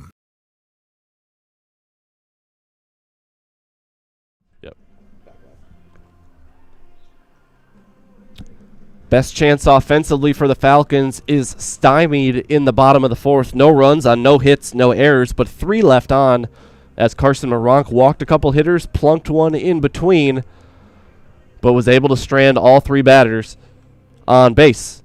Wyatt Bodwine back out for the 5th. We did see a pitcher warming for Amherst. It was Ruggles, who's still at first base. So we'll see if he comes on at some point here. Ruggles, a lefty thrower. He's got that right-handed first base mitt. One place on the diamond, or at least in the infield, you can play as a lefty. Certainly at the highest level. Here in high school, you might find a lefty infielder or two. Throw down from Levi Cullen, and we're ready to go in the top of the 5th. Wittenberg-Birnamwood scored 4 in the first, 1 in the second, 1 in the third for their 6-0 lead. Carson Meverden, the center fielder who has singled twice, once on a blooper to shallow center that was helped by the sun getting in the eyes of the center fielder Perkins, and then a strong single to left field in the third. He has scored 2 runs. And he swings first pitch here. It's popped up. Will it stay in play for Levi Cullen? He settles under it right in front of the screen, collides with the screen. Good play from the Falcons backstop, and Bodwine showing his appreciation. So P2 on the pop out there. First time Meverden has been retired today. Colby Winstonson, who had that great throw from right field in the 3rd inning that cut down a runner at third base. He's 0 for 2 with a fly out and a strikeout. His 3rd time facing Bodwine. He swings at the first pitch. It's a liner off the glove of the third baseman, and Lutz didn't see where it went after it deflected. That was a rocket. And Winstonson will reach on what will be ruled a hit, as I think Lutz was just lucky to get a glove on that. And you certainly don't expect him to make the play after that, especially when he can't locate the ball. First hit of the day for Colby Winstonson to go along with his outfield assist. Connor Meverden, the third baseman, up. He is 1 for 2 with a 2 RBI double and a pop out into foul territory, and he will reach on a hit by pitch. First pitch, and that advances Winstonson to second.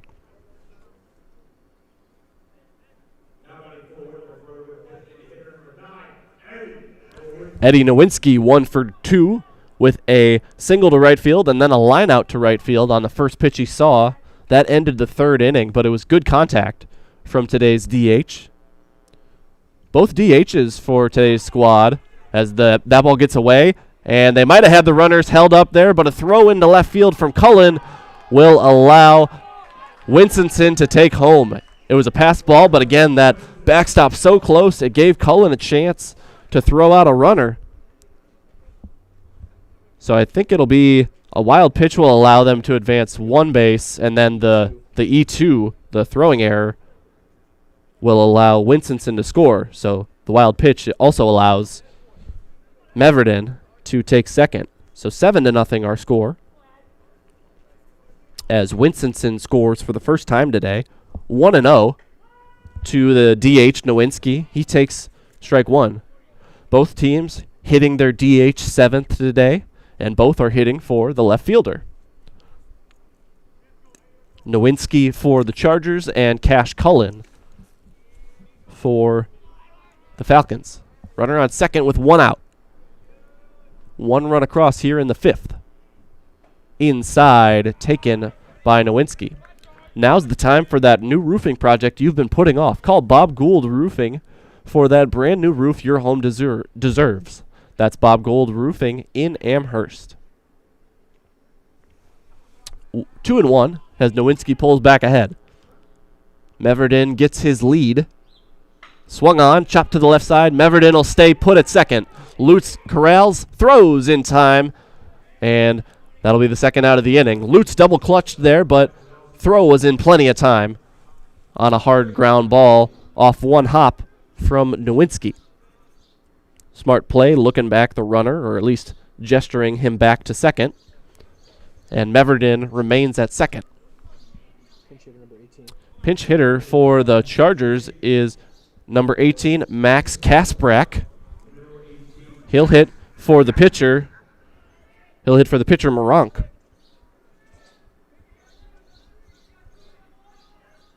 Pinch hitter on for the first time here, Max Kasprak.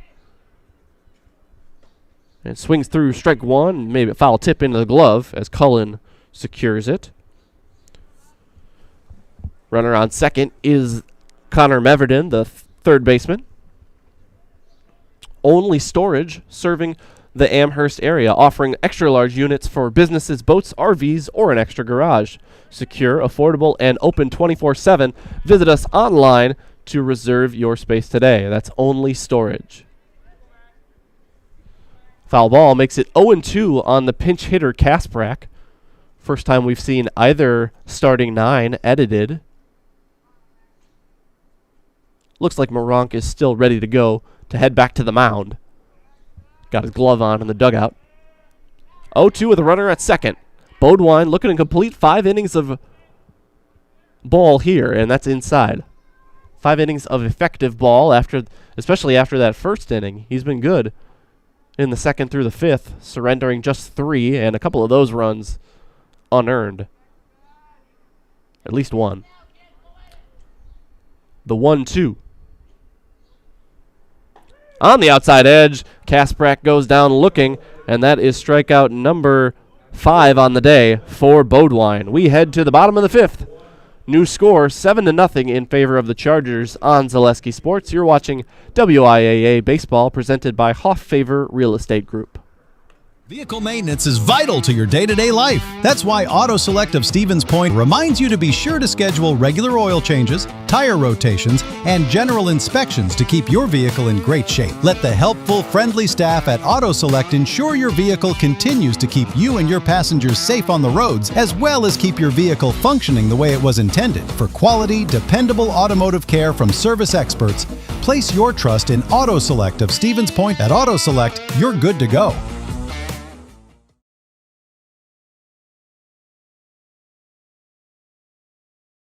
Enter as a hitter, Moronk.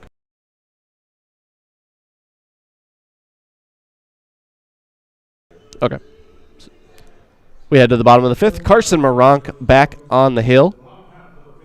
Max Kasprak pinch hit for Moronk in the top of the fifth, but Moronk re-enters the game, and that'll be it for Kasprak, as this is driven to left field for a first pitch single off the bat of Jacob Ruggles. He reached his first time up on a walk, and he's aboard again. Nice inside-out swing. Drops in front of the left fielder, Dane Winstonson.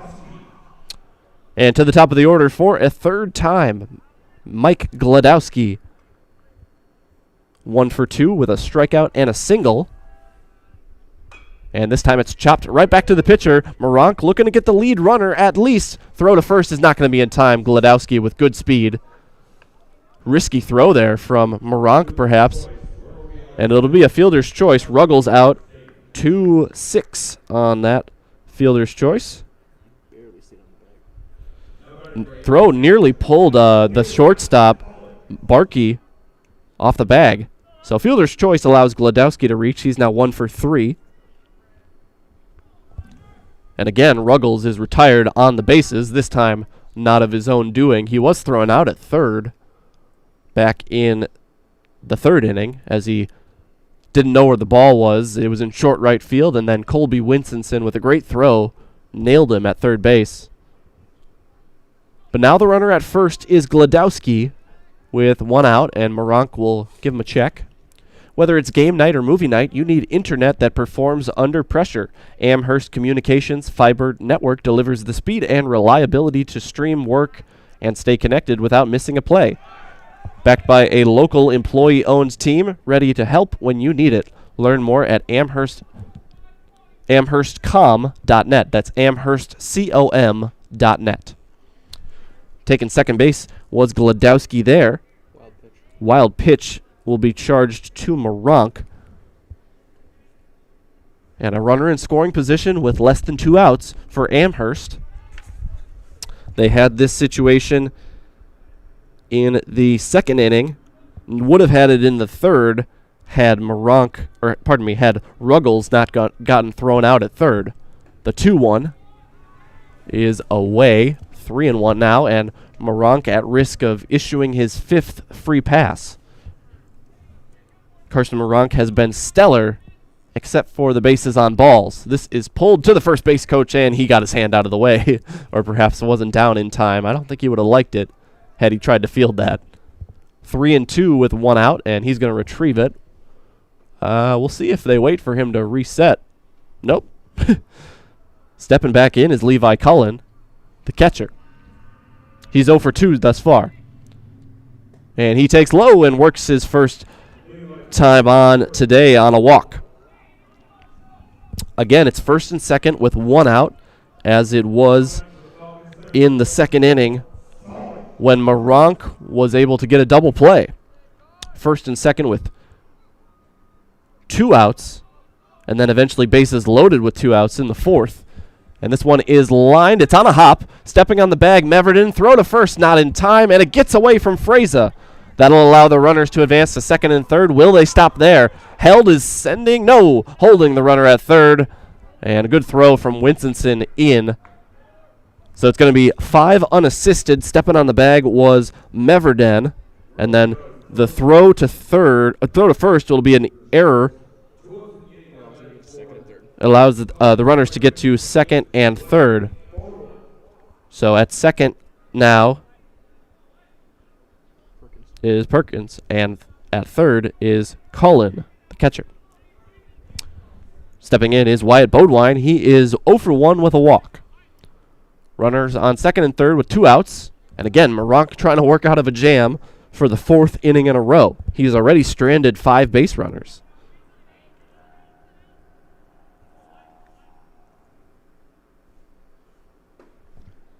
And that's low and in. So the fielder's choice allows Cullen to advance to second, and it allowed Perkins to beat out that throw and reach to first.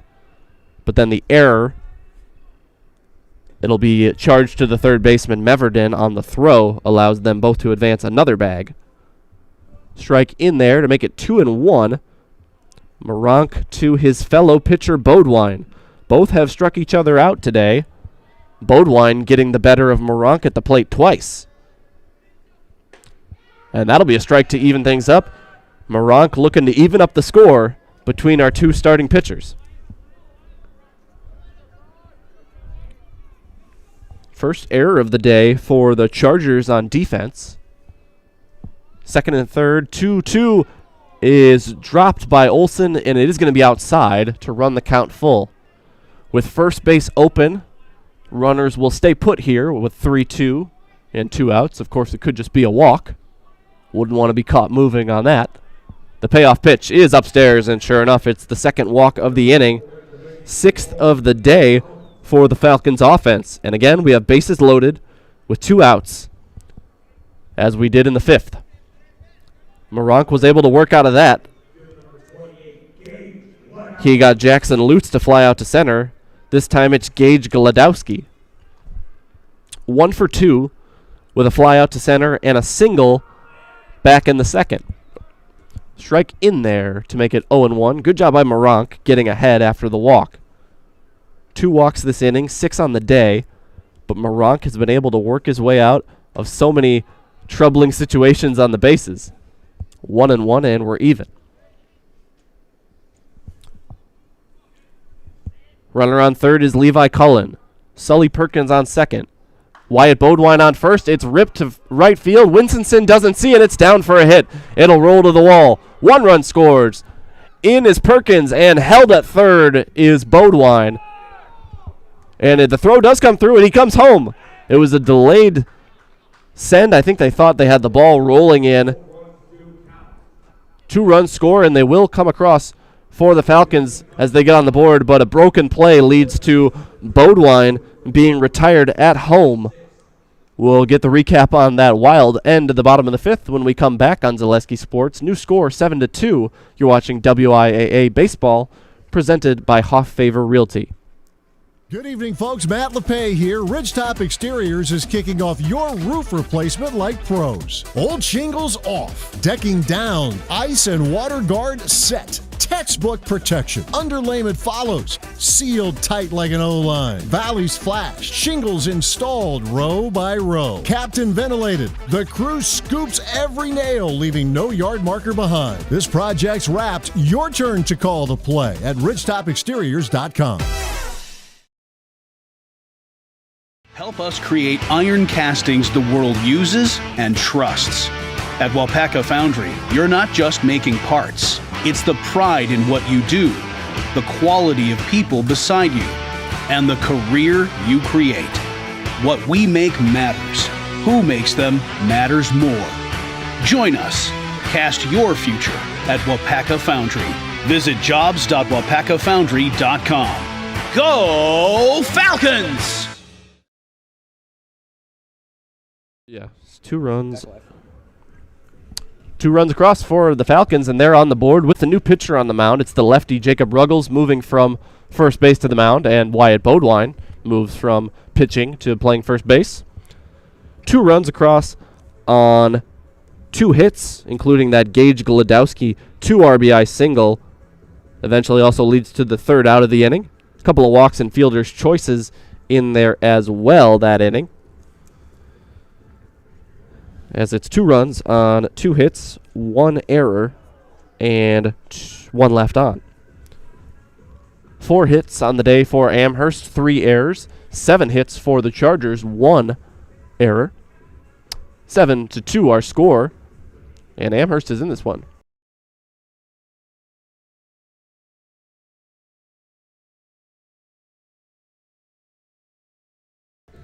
As Ruggles is ready to go here, it was actually a back pick that got Bodwine off of third base. He made the 3rd out of the inning on the bases. So I believe that's going to go 9-4-5-2 as they threw to the third baseman, Meverden, and made an out on the bases. All 3 outs were on the bases that inning, in a way. A couple of fielders' choices, nothing that the base runners could do. But every runner at least reached first base of the 5 in that inning for the Falcons. Just a little quirk in the scorebook here. So, Falcons on the board, down 5. We head to the top of the 6th, and Braxton Olson, the catcher, batting in. Ruggles on the mound. The first hitter he faces is the catcher, Olson, who is 1 for 2, 0 for 1 with a walk and a run scored and a strikeout on the afternoon. Or I suppose we're into the evening now, nearly 7 o'clock here in Green Bay from the home of the Green Bay Rockers of the Northwoods League. Strike is in there, and Olson's down 0-2. Ruggles on 5 innings for Wyatt Bodwine on the mound. Gave up 7 hits, 7 runs, I believe 5 earned runs. At most 5 earned. There was at least 2 unearned in there, with 3 errors behind him on defense. One of them was his own on a pickoff attempt, but even though it's an error on a throw from the pitcher, still counts all the same for earned versus unearned. 0-2 was skipped in, so it's 1-2. To Olson, top of the order, coming up for a 4th time. On deck is Xander Barkey. Ruggles' delivery is grounded to the right side. Having to move to his left is Hintz. He throws to the new first baseman, Bodwine, for the out. And a leadoff man is retired. Adam Skibicki with First Weber, your trusted partner for buying or selling, offering expert guidance, personalized service, and proven results. Let's turn your real estate goals into reality. Contact Adam today. Xander Barkey is 1 for 3. He has scored a run, stolen a base. Last time he reached on a bang-bang play that Mike Gladowski, his fellow shortstop, bobbled off the ground. He lines this to center field, and it's in front of Perkins for the 2nd hit of the day for Barkey at the top of the order. Coming in is Milo Salveson. He is 0 for 1 with 2 walks, a run scored, and the lone time he was retired on a ground out, he played at a run, got an RBI. Salveson up with a runner on first and 1 out, and he's caught stealing. Barkey, the throw into second, not in time as it was had to be picked by Hintz. They had him picked off, but he decided to go to second as soon as the throw came over. Had he been retired, it would have been 1-3-4 on the out, but the way it is, that'll be a stolen base. Second of the day for Xander Barkey. He gets into scoring position with one out, which has been a story of the day for the Chargers. And this one gets through. It's going to be a wild pitch, as I think it went through the wickets of Levi Cullen. And now, Barkey just one base away.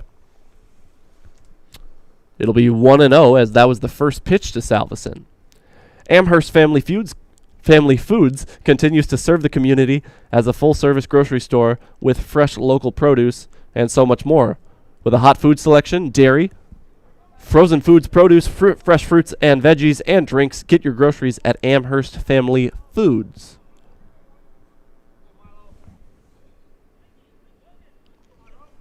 One and one now to Milo Salveson, today's starter at the Keystone at second base for the Wittenberg-Birnamwood Chargers. He swings at a high pitch and grounds it to the left side. Glodowski fields and throws him out, but for the second time today, Milo Salveson drives in a run on a ground out. So he's 0 for 2 with 2 walks and 2 RBIs to go with a run scored. 6-3 for the second out of the inning. It's 8-2 as Glodowski scores his second run. And the bases are empty with 2 outs for Oliver Fraza. He had a 2 RBI single in the top of the first before being retired his last 2 times up on a pop out to third and a fly out to right field. Gets down 0-1 here on a foul ball. 6-run lead back in effect, or in effect for the first time, as it had been a 7-run lead. Back in effect, I should say, as it was 6-0 at one point. Anyways, Amherst cut it from 7-0 down to 7-2, and now we are at 8-2. Chargers on top, looking to win their 10th game of the year. They are 9-2 thus far. Amherst 7-1. This one's going to get away from Cullen, but nobody on. 2-1. The count. 2-1, 2 outs. Bases empty for the new pitcher Ruggles. He allows his first run on the ground out by Salveson. 8 hits on the day now for the Chargers. 8 hits, 8 runs. And they have not walked as much as Amherst has. Just 2 free passes, 3, as well as a hit by pitch issued by the Amherst pitchers, all by Bodwine. The 2-2 is in the turf and skipped to the backstop. And it'll be a full count with the bases vacant for Oliver Fraza, the righty first baseman. We'll see if Moronk comes back out for Wittenberg-Birnamwood. Nobody warming. This is driven to left center. Will it get down? It's in the gap. This is extra bases for Fraza. He heads into second. He's rounding. He'll head for third. Cut off by Glodowski. The throw into Lutz is not in time. Getting around the tag was Fraza. A great relay by Amherst. And I believe that was just Fraza doing an outstanding job on the slide, as it looked like Amherst had him thrown out. Triple with 2 outs here, and the second hit of the day for the first baseman of Wittenberg-Birnamwood. And we said that earlier in the game. If a ball rolls to the wall here, especially the closer you get to center field, expect extra bases and maybe more than 2.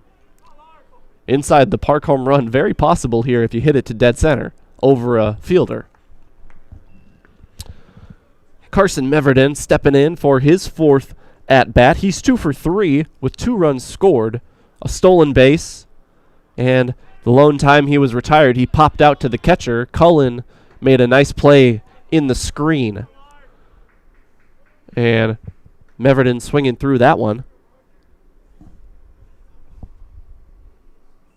1-1 with a runner at third base. You'll need a hit to score him here. And that breaking ball is low. Culligan Water specializes in all of your water softener, drinking water, and water filtration systems. You can count on Culligan to keep your water pure and healthy with unparalleled service and convenient delivery options. The 2-1. In on the lower corner. Away a little bit from Cullen, so his framing didn't make it look as close as it was, as it clipped the inside corner. 2-2. Meverden with Winstonson on deck. Swinging through strike 3 is Carson Meverden, and Amherst will strand a runner at third, but one does come home to score. That was Xander Barkey, making our score 8-2. We head to the bottom of the 6th on Zaleski Sports. You're watching WIAA Baseball, presented by Hoff Favor Real Estate Group. You're tuned in to Better Halves. Mike, what are you looking for? Skip, I'm not getting older. I'm getting better. I still got big plans for my life and my Medicare. I know exactly what you want from Medicare. Same as all the other guys. Me! Hey, Mike, I'm Sheila from Security, and I'm just like you. In fact, I'm from your neighborhood, and I've got a Medicare plan that treats you like you. Did it just get better in here? Looking to buy flooring today? Shop R&R Flooring and Furniture. We have more flooring in stock and ready to go than the big box stores. Over 250,000 square feet. That's right, over 250,000 square feet of luxury vinyl planking carpet in over 150 colors. R&R guarantees you will find what you're looking for at a price you won't find anywhere else. Grab your new floor today or schedule an installation. When it comes to flooring, furniture, and mattresses, It's easy. come to R&R Flooring and Furniture today. That's all it takes. We head to the bottom half of our penultimate inning here. Bottom of the 6th from Capital Credit Union Park in Green Bay, home of the Green Bay Rockers of the Northwoods League. An 8-2 lead for the Wittenberg-Birnamwood Chargers, our designated road team today. These two teams will play on Tuesday at Wittenberg-Birnamwood, as they'll be the home team. And that'll be on Zaleski Sports. We'll have coverage of that one. The rematch. Don't imagine either of those teams play. Well, I guess I can check the schedule, see if either of them play Monday. Nobody playing tomorrow, obviously. And sure enough, it is back-to-back games for both of these squads. No games scheduled on Monday for either side. So it'll be a different pitching matchup, too, as I believe both Bodwine and Moronk were probably over the three-day minimum, I should say. New pitcher on for the Chargers is the starting third baseman, Connor Meverden. He moves to the mound. Carson Moronk moves from the mound to first base, and first baseman Oliver Freza, fresh off his triple, moves from first to third. And leading off is Gage Gladowski, number 28. Or pardon me, no, number 3 is Logan Hintz.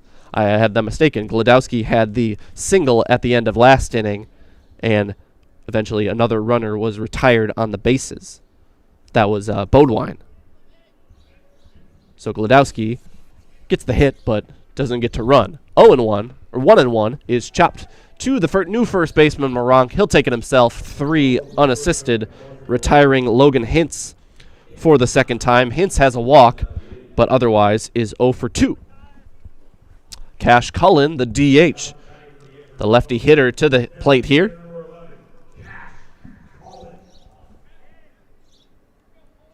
Second meeting between these two teams a year ago. It was a 20-3 win for Wittenberg-Birnamwood at home. Big home run in that one for Hudson Miller. No longer on the team, I imagine, a senior. 1-0 from the new pitcher, Meverden. Standouts on the mound in that one with Chris Sipple again through 3 2/3. Give up a couple runs. Connor Meverden now on the mound. Also pitched an inning in that one. And that's going to be outside to make it 3-0.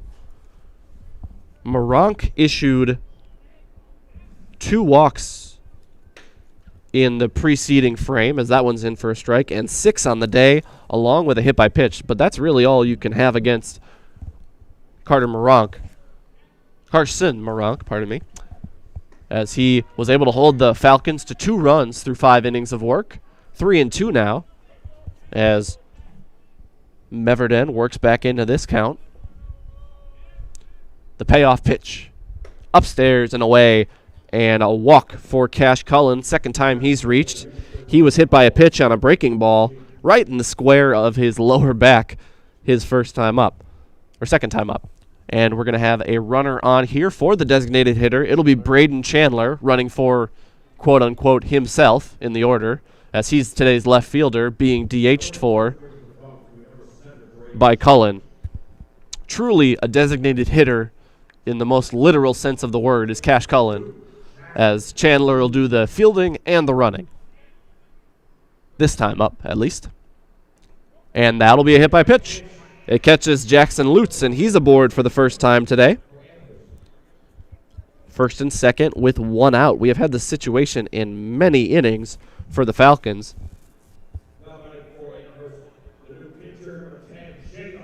Jacob Ruggles, the new pitcher, to the plate as he swapped spots with the starting pitcher Wyatt Bodwine. First and second, one out. Amherst looking to rally here, down 6 in the bottom of the 6th. They'll have this inning and then one more chance at bat as Ruggles takes a strike from Meverden. The Chargers rode the strong pitching of Carson Moronk, working around some trouble here this afternoon. The lefty gave up 2 runs right at the end there, and an error played into those runners advancing, so perhaps unearned. I'm not going to do that calculation right now, as this is fouled off. And Moronk on the day, 6 strikeouts, 6 walks, and a hit by pitch. Only gave up 4 hits. Did his job for the Chargers. Carson Moronk new to the rotation, as it was mostly the returning pitchers from a year ago are Barkey, Freza, and Connor Meverden on the hill now. 0-2 to Ruggles.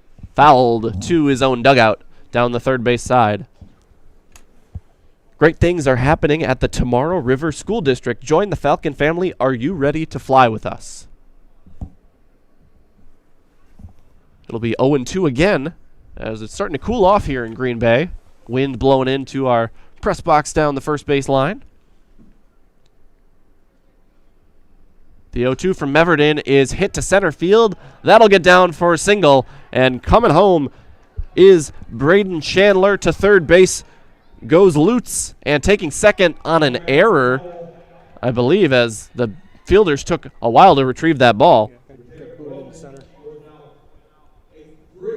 Single RBI, take second on the east side. So Chandler scores on an RBI single from Ruggles, and Ruggles takes second, and Lutz takes third on an error. So Ruggles helping his own cause and making it an 8-3 game. And the ball gets away from Olsen, and a run comes home. Lutz will score. It's 8-4. Wild pitch there as Olsen could not locate it. Teammates were trying to help him out. Wittenberg-Birnamwood going to have a meeting on the mound here. They've got a runner on third with 1 out. 2 runs across this inning. As Ruggles, he singled, but then reaches second on an error in the outfield as the ball got booted, and then takes third on a wild pitch. That'll be Ruggles' second hit of the day. He's also walked. He has reached all 3 times and has been retired on the bases both times. As the meeting on the mound concludes, it'll be Meverden sticking on the bump here, just Coach Sipple giving him a talking. Mike Gladowski, top of the order, 4th time through here for the Falcons. Gladowski is 1 for 3 with a single, a strikeout, and he reached on a fielder's choice. 1-1 now, as the first pitch to Gladowski was the wild pitch. 4 hits, 4 runs, 5 hits, and 3 errors for the Falcons. Grounded to the right side. They'll trade an out for a run here. It's the first baseman to the pitcher for out number 2, but another run comes home for the Falcons. RBI ground out for Mike Gladowski. 3-1 on the putout And the bases are empty with 3 runs across and 2 outs. Gladowski's first RBI of the day. Gage Gladowski had 2 back in the 5th inning. The other 2 runs scoring on the Ruggles single and then that wild pitch. So one RBI for Ruggles, 1 for Mike Gladowski, and 2 for Gage. The 1-0 is skipped in there, 2-0. Meverden bringing the heat, but struggling to locate early in counts. The 2-0 is fouled off to the third base side. Coach Held broke on it, but not able to quite get to it. So in a game that started 7-0, Amherst has fought their way back, and it's 8-5. Chargers looking to keep that score intact before we head to the top of the 7th. Inside, 3-1. 4th game of the day here in this Central Wisconsin Conference East Division showcase from the home of the Green Bay Rockers. That will be outside and a base on balls for Levi Cullen, the catcher. His second walk in as many trips to the plate here in the past 2 innings. We're going to have a courtesy runner on. Waiting to see a number. Number 6. Daniel Juarez running for Levi Cullen. Juarez, a pitcher on this team for Amherst, returning with some innings from a year ago. So a 2-out walk and a pickoff over. First time we've seen Cullen run for. You wonder how much that is the late game situation, his legs are tired, or there's 2 outs and he's got to go put on the catcher's gear. Daniel Juarez, number 6, into the game for the first time. Strike number 1 from Meverden. 3 runs across here in Meverden's first inning of work. But if he can get the Chargers to the dugout with 1 inning to go and a 3-run lead, I think he'll take it at this point. It's 0-2 on Sully Perkins. Sully has reached on a walk and a fielder's choice. He's 0 for 2 with a strikeout and a run scored as well. 1-2 as that one misses inside. Sun setting here. We started with the pitchers in the sun and the batters in the shade. Now everybody's fully in the shade. Juarez stealing throw is not in time, and it pulled Barkey off the bag a bit. Or Salveson covering the bag. So Juarez comes on and gets the stolen base, just like Bo Davis did as a courtesy runner back in the 2nd inning for Wittenberg-Birnamwood. Here in this matchup of 2 top teams in the CWC East. Strike 3 looking. Perkins goes down on a backwards K, and Meverden works his way out of the inning. 3 runs across for Amherst to make it an 8-5 ball game. We head to the 7th. Wittenberg-Birnamwood coming to bat on Zaleski Sports. You're watching WIAA Baseball, presented by Hoff Favor Real Estate Group. 3K Custom is ready to help outfit your company, team, or club with a wide range of clothing, products, and apparel. With their high-speed embroidery machine, screen printing, and a creative design team, you know your business or team will be looking great with quality you can depend on. From large whole company needs to just outfitting your summer softball team, trust in 3K Custom to keep you looking great. Visit 3kcustom.com. That's 3kcustom.com to get started today. The littlest thing of walking or just being able to get around the community or walk to the grocery store or walk around the grocery store is just something little, but that is such an impactful thing, I think, to the patient to say, okay, well, I have 5 other things, but you were able to just help me with one of them. And I think that is gratifying for me personally, just to help even one small aspect of their life. We head to our final inning of play here. Top of the 7th, Wittenberg-Birnamwood coming to hit up 3, but Amherst has the momentum as they have scored 5 in the previous 2 innings. Jacob Ruggles, the lefty, remains on the mound for the Falcons. And he will face the 5, 6, and 7 hitters. Colby Winstonson leading off, the right fielder for the Chargers. He is 1 for 3 with a single, a strikeout, and a run scored. He hit that hot line drive at the third baseman Lutz back in the 5th. It was off the glove and dropped for an infield hit. Final pitch, and Cullen will throw down as the Falcons have started to get some things to get rolling on offense here, and will need to put up a 0 to give their bats a better chance in the final half inning.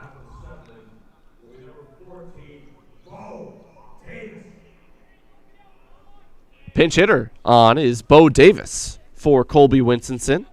Number 14, we saw him as a courtesy runner earlier on, running for the catcher. He takes inside, and Bo did a nice job on the bases as he stole second on the first pitch he was on base for, advanced to third on a fly out, and scored on a ground out. Count is even, 1-1 after that first pitch ball. On deck is Connor Meverden, the new pitcher. And it is skipped in there. Bo steps out as he's ahead 2-1. We'll have to check if Bo enters the field in right field for Winstonson, or maybe he had already opened the field, but entered the field, but we just didn't notice. The 2-1 is taken inside, and Davis, not the kind of hitter you want to walk. We've already seen evidence of that here today.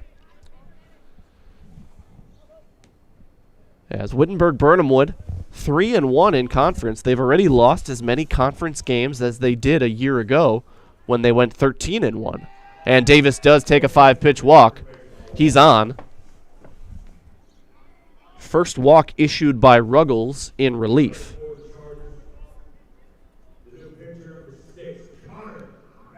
As Meverden comes to the plate. Starting third baseman, new pitcher. He is 1 for 2 with a double and a hit by pitch. Throw over on Davis, and now they know he's a threat to run, so they're not going to let him take off easy. On deck will be Dane Winstonson hitting for himself instead of the DH Nowinski. So you got to wonder how many of these substitutions were planned when the Chargers were still up big. And now it's a close game, and you're bringing in some substitutes to hit. Fouled off. As Meverden is even 1-1. Winstonson, Dane on deck, not to be confused with Colby, who just got hit for. Winston's going to hit for the first time. He was the fielder only in this starting lineup. He's a lefty. And Davis is picked off. The throw from Bodwine is skipped. Nice stop by Hintz. Run back to the bag, and now Bodwine's got it again. Bodwine running him down. And the tag applied by Glodowski, so that'll go 1, 3, 4, 3, 6 on the pickoff. 1, 3, 4, 3, 6 as Glodowski just got involved at the end. So Bo Davis with the leadoff walk, but then got caught off of first base looking to steal. Base is empty, 1 out, and that's a big out for Jacob Ruggles. 1-1 to Meverden. He will elect to switch back to the windup here. Steps off and back on. Had been pitching from the stretch, of course.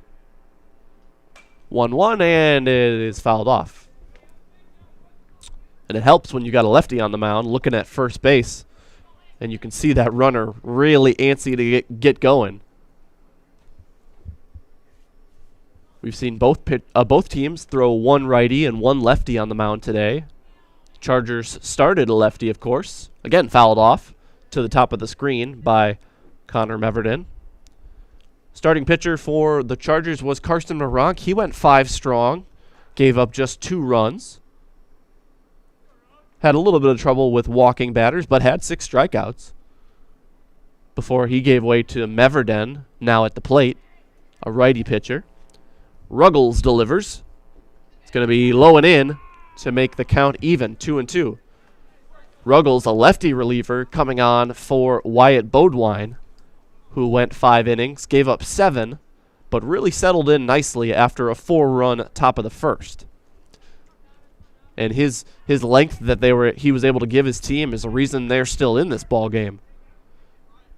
Giving up just 3 runs in the 2nd through the 5th inning.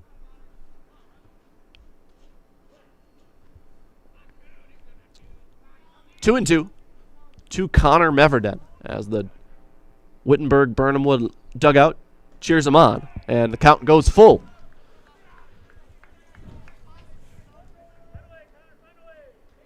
A year ago, Wittenberg-Birnamwood falling in the sectional final to Kewanee, who was eventually the silver ball winner, the runners-up for D3 at state. They fell in the title game, and taking up and away, second walk of the inning is issued to Meverden. They were able to pick off the first walk. I imagine Meverden will not be as eager to steal second base. He's going to be planted to first. Kewanee fell to Kenosha St. Joe's in the D3 title game. Wittenberg-Birnamwood won their sectional semifinal on the same day as the final against Oconto, 1-0 before falling 5-3 against the Storm. And a rematch between those two teams, the Chargers and the Oconto Blue Devils, I believe. If my memory serves me correctly. Yep, 10-0, a win for the Chargers in Oconto between a couple of sectional teams from a year ago. Amherst, a 16-10 final mark a year ago, but a nice 11-3 conference record. They struggled in the non-conference, going 5-7. They finished second behind Wittenberg-Birnamwood in the CWC East, the 8-team league, just 1 game ahead of Bonduel. And Amherst has a win over Bonduel this year, but Bonduel perhaps has an even more important win over Wittenberg-Birnamwood. Bill Held, the head coach of Amherst, in his 8th year, he crossed 100 wins last season. He's got 116.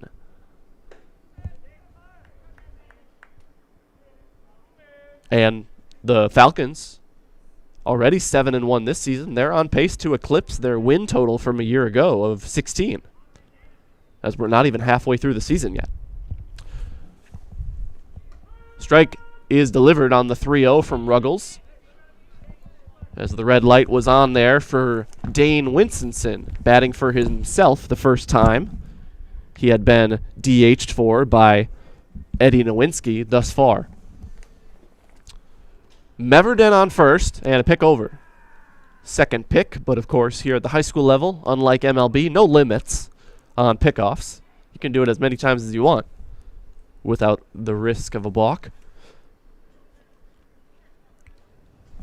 Meverden barely straying from the first base bag.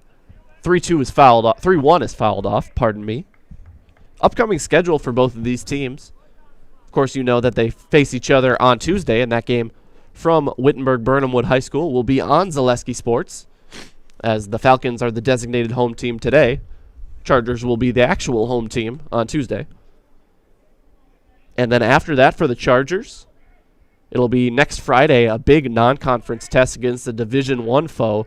They are at Wausau West on the 1st of May. Payoff pitch fouled off.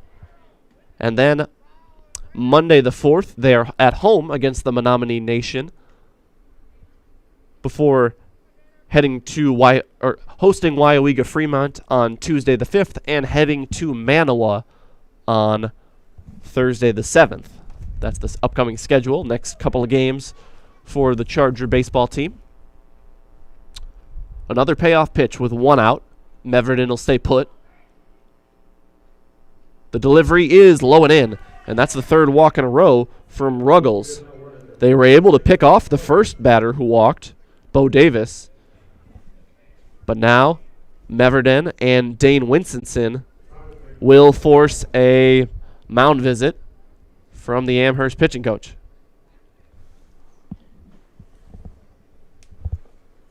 Bill Held, head coach of this Amherst program. Greg Trudeau, the pitching coach. Trudell, pardon me. As I should list all the assistant coaches. I'll find it in the Baseball Wisconsin yearbook, edited by Joe Waite, written and edited. Great resource. Greg Trudell in his 8th year. Lynn Held in the 8th year, and Barry Schleim in his 2nd. And, of course, Bill Held in his 8th year as the head coach, 9th overall. And assistants for Coach Brian Sipple, who's in his 2nd year. Matt Christian in his 5th, and Cody Zoyce in his 5th. Runners on 1st and 2nd, 1 out. Wittenberg-Birnamwood looking for some insurance runs here. Already up 3, but would certainly like to extend that lead as Carson Moronk will bat in his spot again. He had been pinch hit for in the 5th by Max Kasprak, but then Moronk re-entered as the first baseman, and Kasprak's day is done. It's 0-2 now as Ruggles doing a nice job of getting back in the zone after the back-to-back-to-back walks. Runner on 2nd is Connor Meverden, the new pitcher. Dane Winstonson, the left fielder, works a walk in his first plate appearance. 0-2, left on left to Moronk. He swings and fouls it off. Just got a piece on a breaking ball. Upcoming schedule for the Amherst Falcons. Go on the road to Wittenberg-Birnamwood on Tuesday.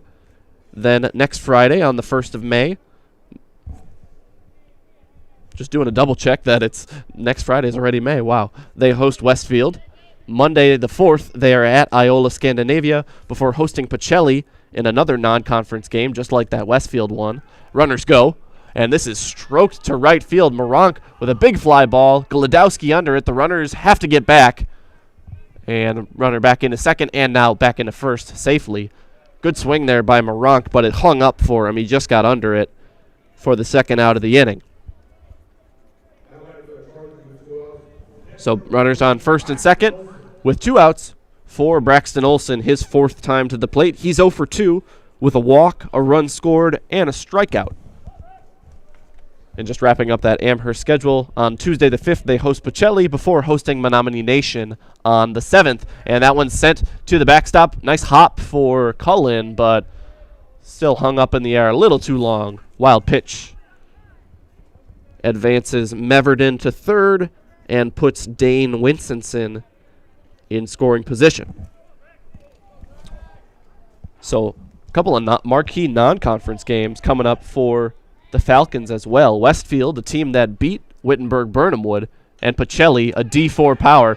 A squibber down the first base line. It stays fair. Ruggles to 1st for the out, and they strand 2. That just stayed fair as it spun its way down the baseline.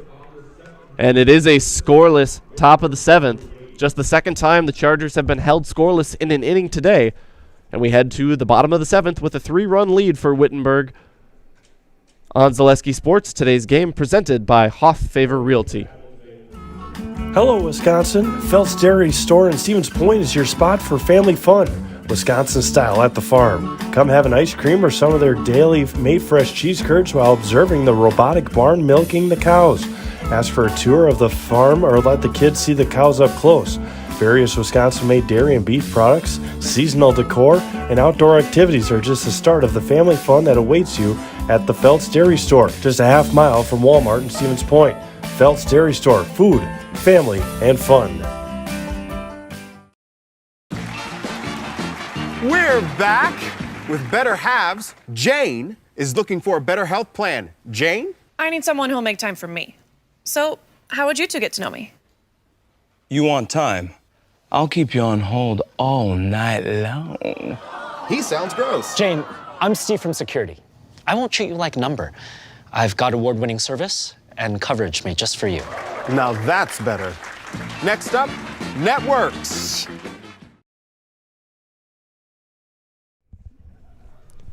No runs in the top half of the 7th for Wittenberg-Birnamwood, despite getting 3 walks, but Jacob Ruggles does a nice job to work his way out of it. Gets a fly out to right, and then a grounder down the first base line, fields it himself, throws to 1st. So no runs on no hits, no errors, and 3 left on. That makes 8 runners left on base so far for Wittenberg-Birnamwood. Of course, they hope that that's the last time they come to bat, looking to finish things out here in the 7th. Amherst will need 3 to extend this one. They need 4 to win. Connor Meverden still on the mound for the Chargers. So far in the day, 7 runners have been stranded by Amherst. After a perfect top of the first for Carson Moronk against Amherst, they went 1-2-3. The Falcons have had runners on every inning since. Leading things off will be the starting pitcher, now first baseman, Wyatt Bodwine. Takes a strike from Meverden, his first time seeing the righty. And it's 0-2 as Meverden has come out throwing strikes here in the final frame of regulation play. 0-2. The righty from the stretch exclusively here, Meverden, delivers. Inside as Bodwine swishes his hips out. I think that just missed the inside edge as it was not really close to hitting Bodwine, but that maybe helped him sell it a little bit. The 1-2, swung on, hit in the air, foul ball. Get to the concourse here at Capital Credit Union Park. The 3 prior games here in the CWC East Showcase event had all been wrapped up in 5 innings, or even 4.5, depending on who the home team was. And the 1-2 swung on and miss. Bodwine strikes out as he is so far 0-for-2 with 2 strikeouts and 2 walks. Second time he has struck out. He struck out Carson Moronk, the starting pitcher for the Chargers, twice. And now he himself, the starting pitcher, has been sent down twice. Swing and a miss from Gage Gladowski. He's 2-for-3 with 2 singles to right field. Earlier today, Bonduel, Shiocton, and Iola Scandinavia all recording their wins in 5 innings. Another swing and a miss. Meverden has come out throwing in the zone exclusively, almost, here in this one. 0-2 on the number 5 hitter, Gladowski. Needs to get on to get a rally started for the Falcons. He swings through strike 3. 3 swing and a misses forced by Meverden for his second strikeout of the inning, 3rd on the day.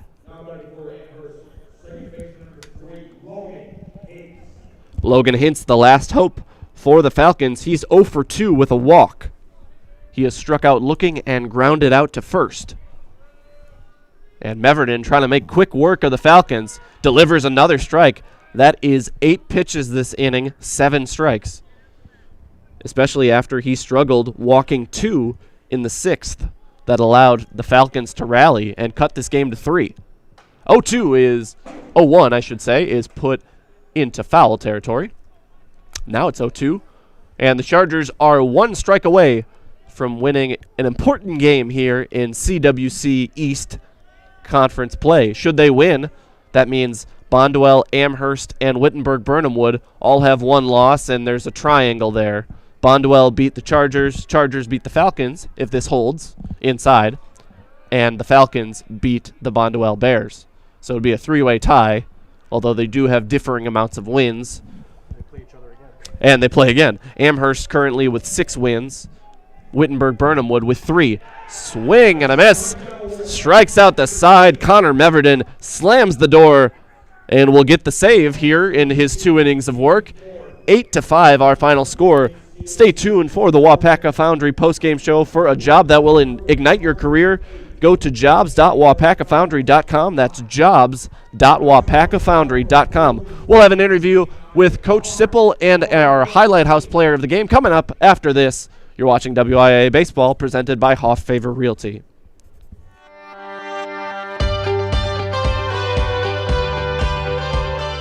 The mission at Wapaka Foundry is to provide all of the world with our great quality castings. I think it'd be kind of hard to find this sort of environment working anywhere else. It's a little bit different than your typical factory setting.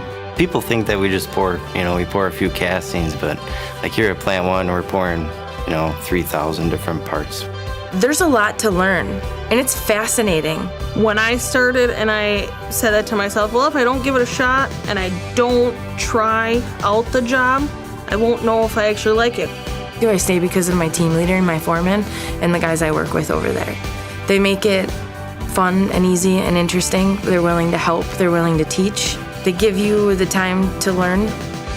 As long as you show up, you do what you're supposed to, you ask questions, and you put your best foot forward, you literally can keep moving up. One of the things that has kept me tied to the company is how do you feel? When you go every day to a place, you belong to a team, you have opportunity for growth, that's the right place to be. I take pride in everything I do. And if you take pride in what you do, you're always going to do your best at it. WIAA has opened up a lot of opportunities for me. They've sent me to school. I have an associate's degree now. I take pride in that because I've always wanted to have a college degree, and now I have it, and WIAA has supplied that to me.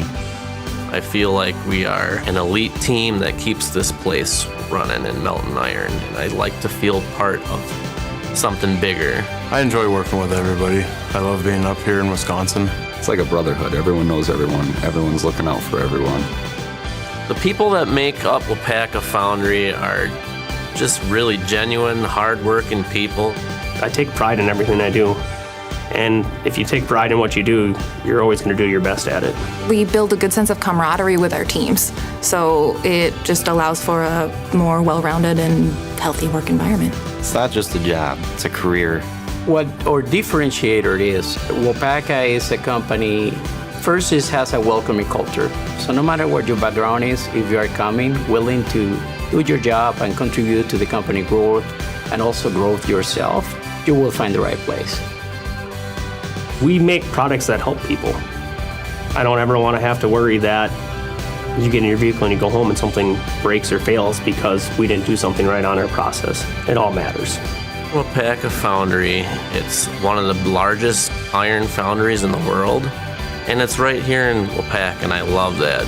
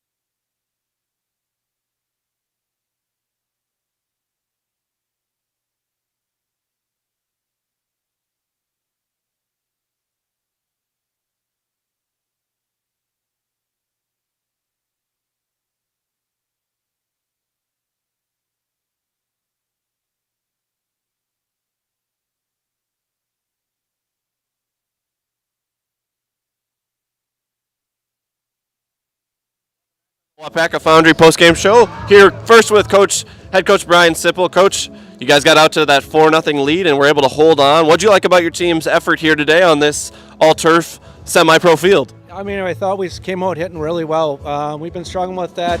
Friday we had a huge performance, and we continued right in the first 4 innings. We came out firing. And then Amherst, it's a team that you're only going to face twice in 4 days now. What's it going to be like prepping for Tuesday now, your next game against the Falcons? Well, we both know each other real well. Xander will be coming out to pitch on Tuesday, and hopefully the hitting continues. And then in terms of how your season's going thus far, 8-2 and you're 4-1 in conference play. What does this team need to continue to do to keep this momentum going? You guys have taken a couple losses, but then rebounded with some nice winning streaks. Right now, our biggest problem is our hitting. We've had a 10 strikeout and then a 14 one and a couple losses, which, like I said, hopefully that's out of our system and we'll continue to hit.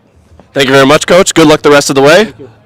And our highlight house player of the game, Connor Meverden, today's starting third baseman, but then you come in for a couple of innings relief. You're really able to shut the door. What was the mindset going into the bottom of the seventh there? You were throwing strikes like nobody's business. Mindset was throw better in the sixth inning. Sixth inning came in a little shaky, and then dialer in the seventh, throwing a lot of strikes there.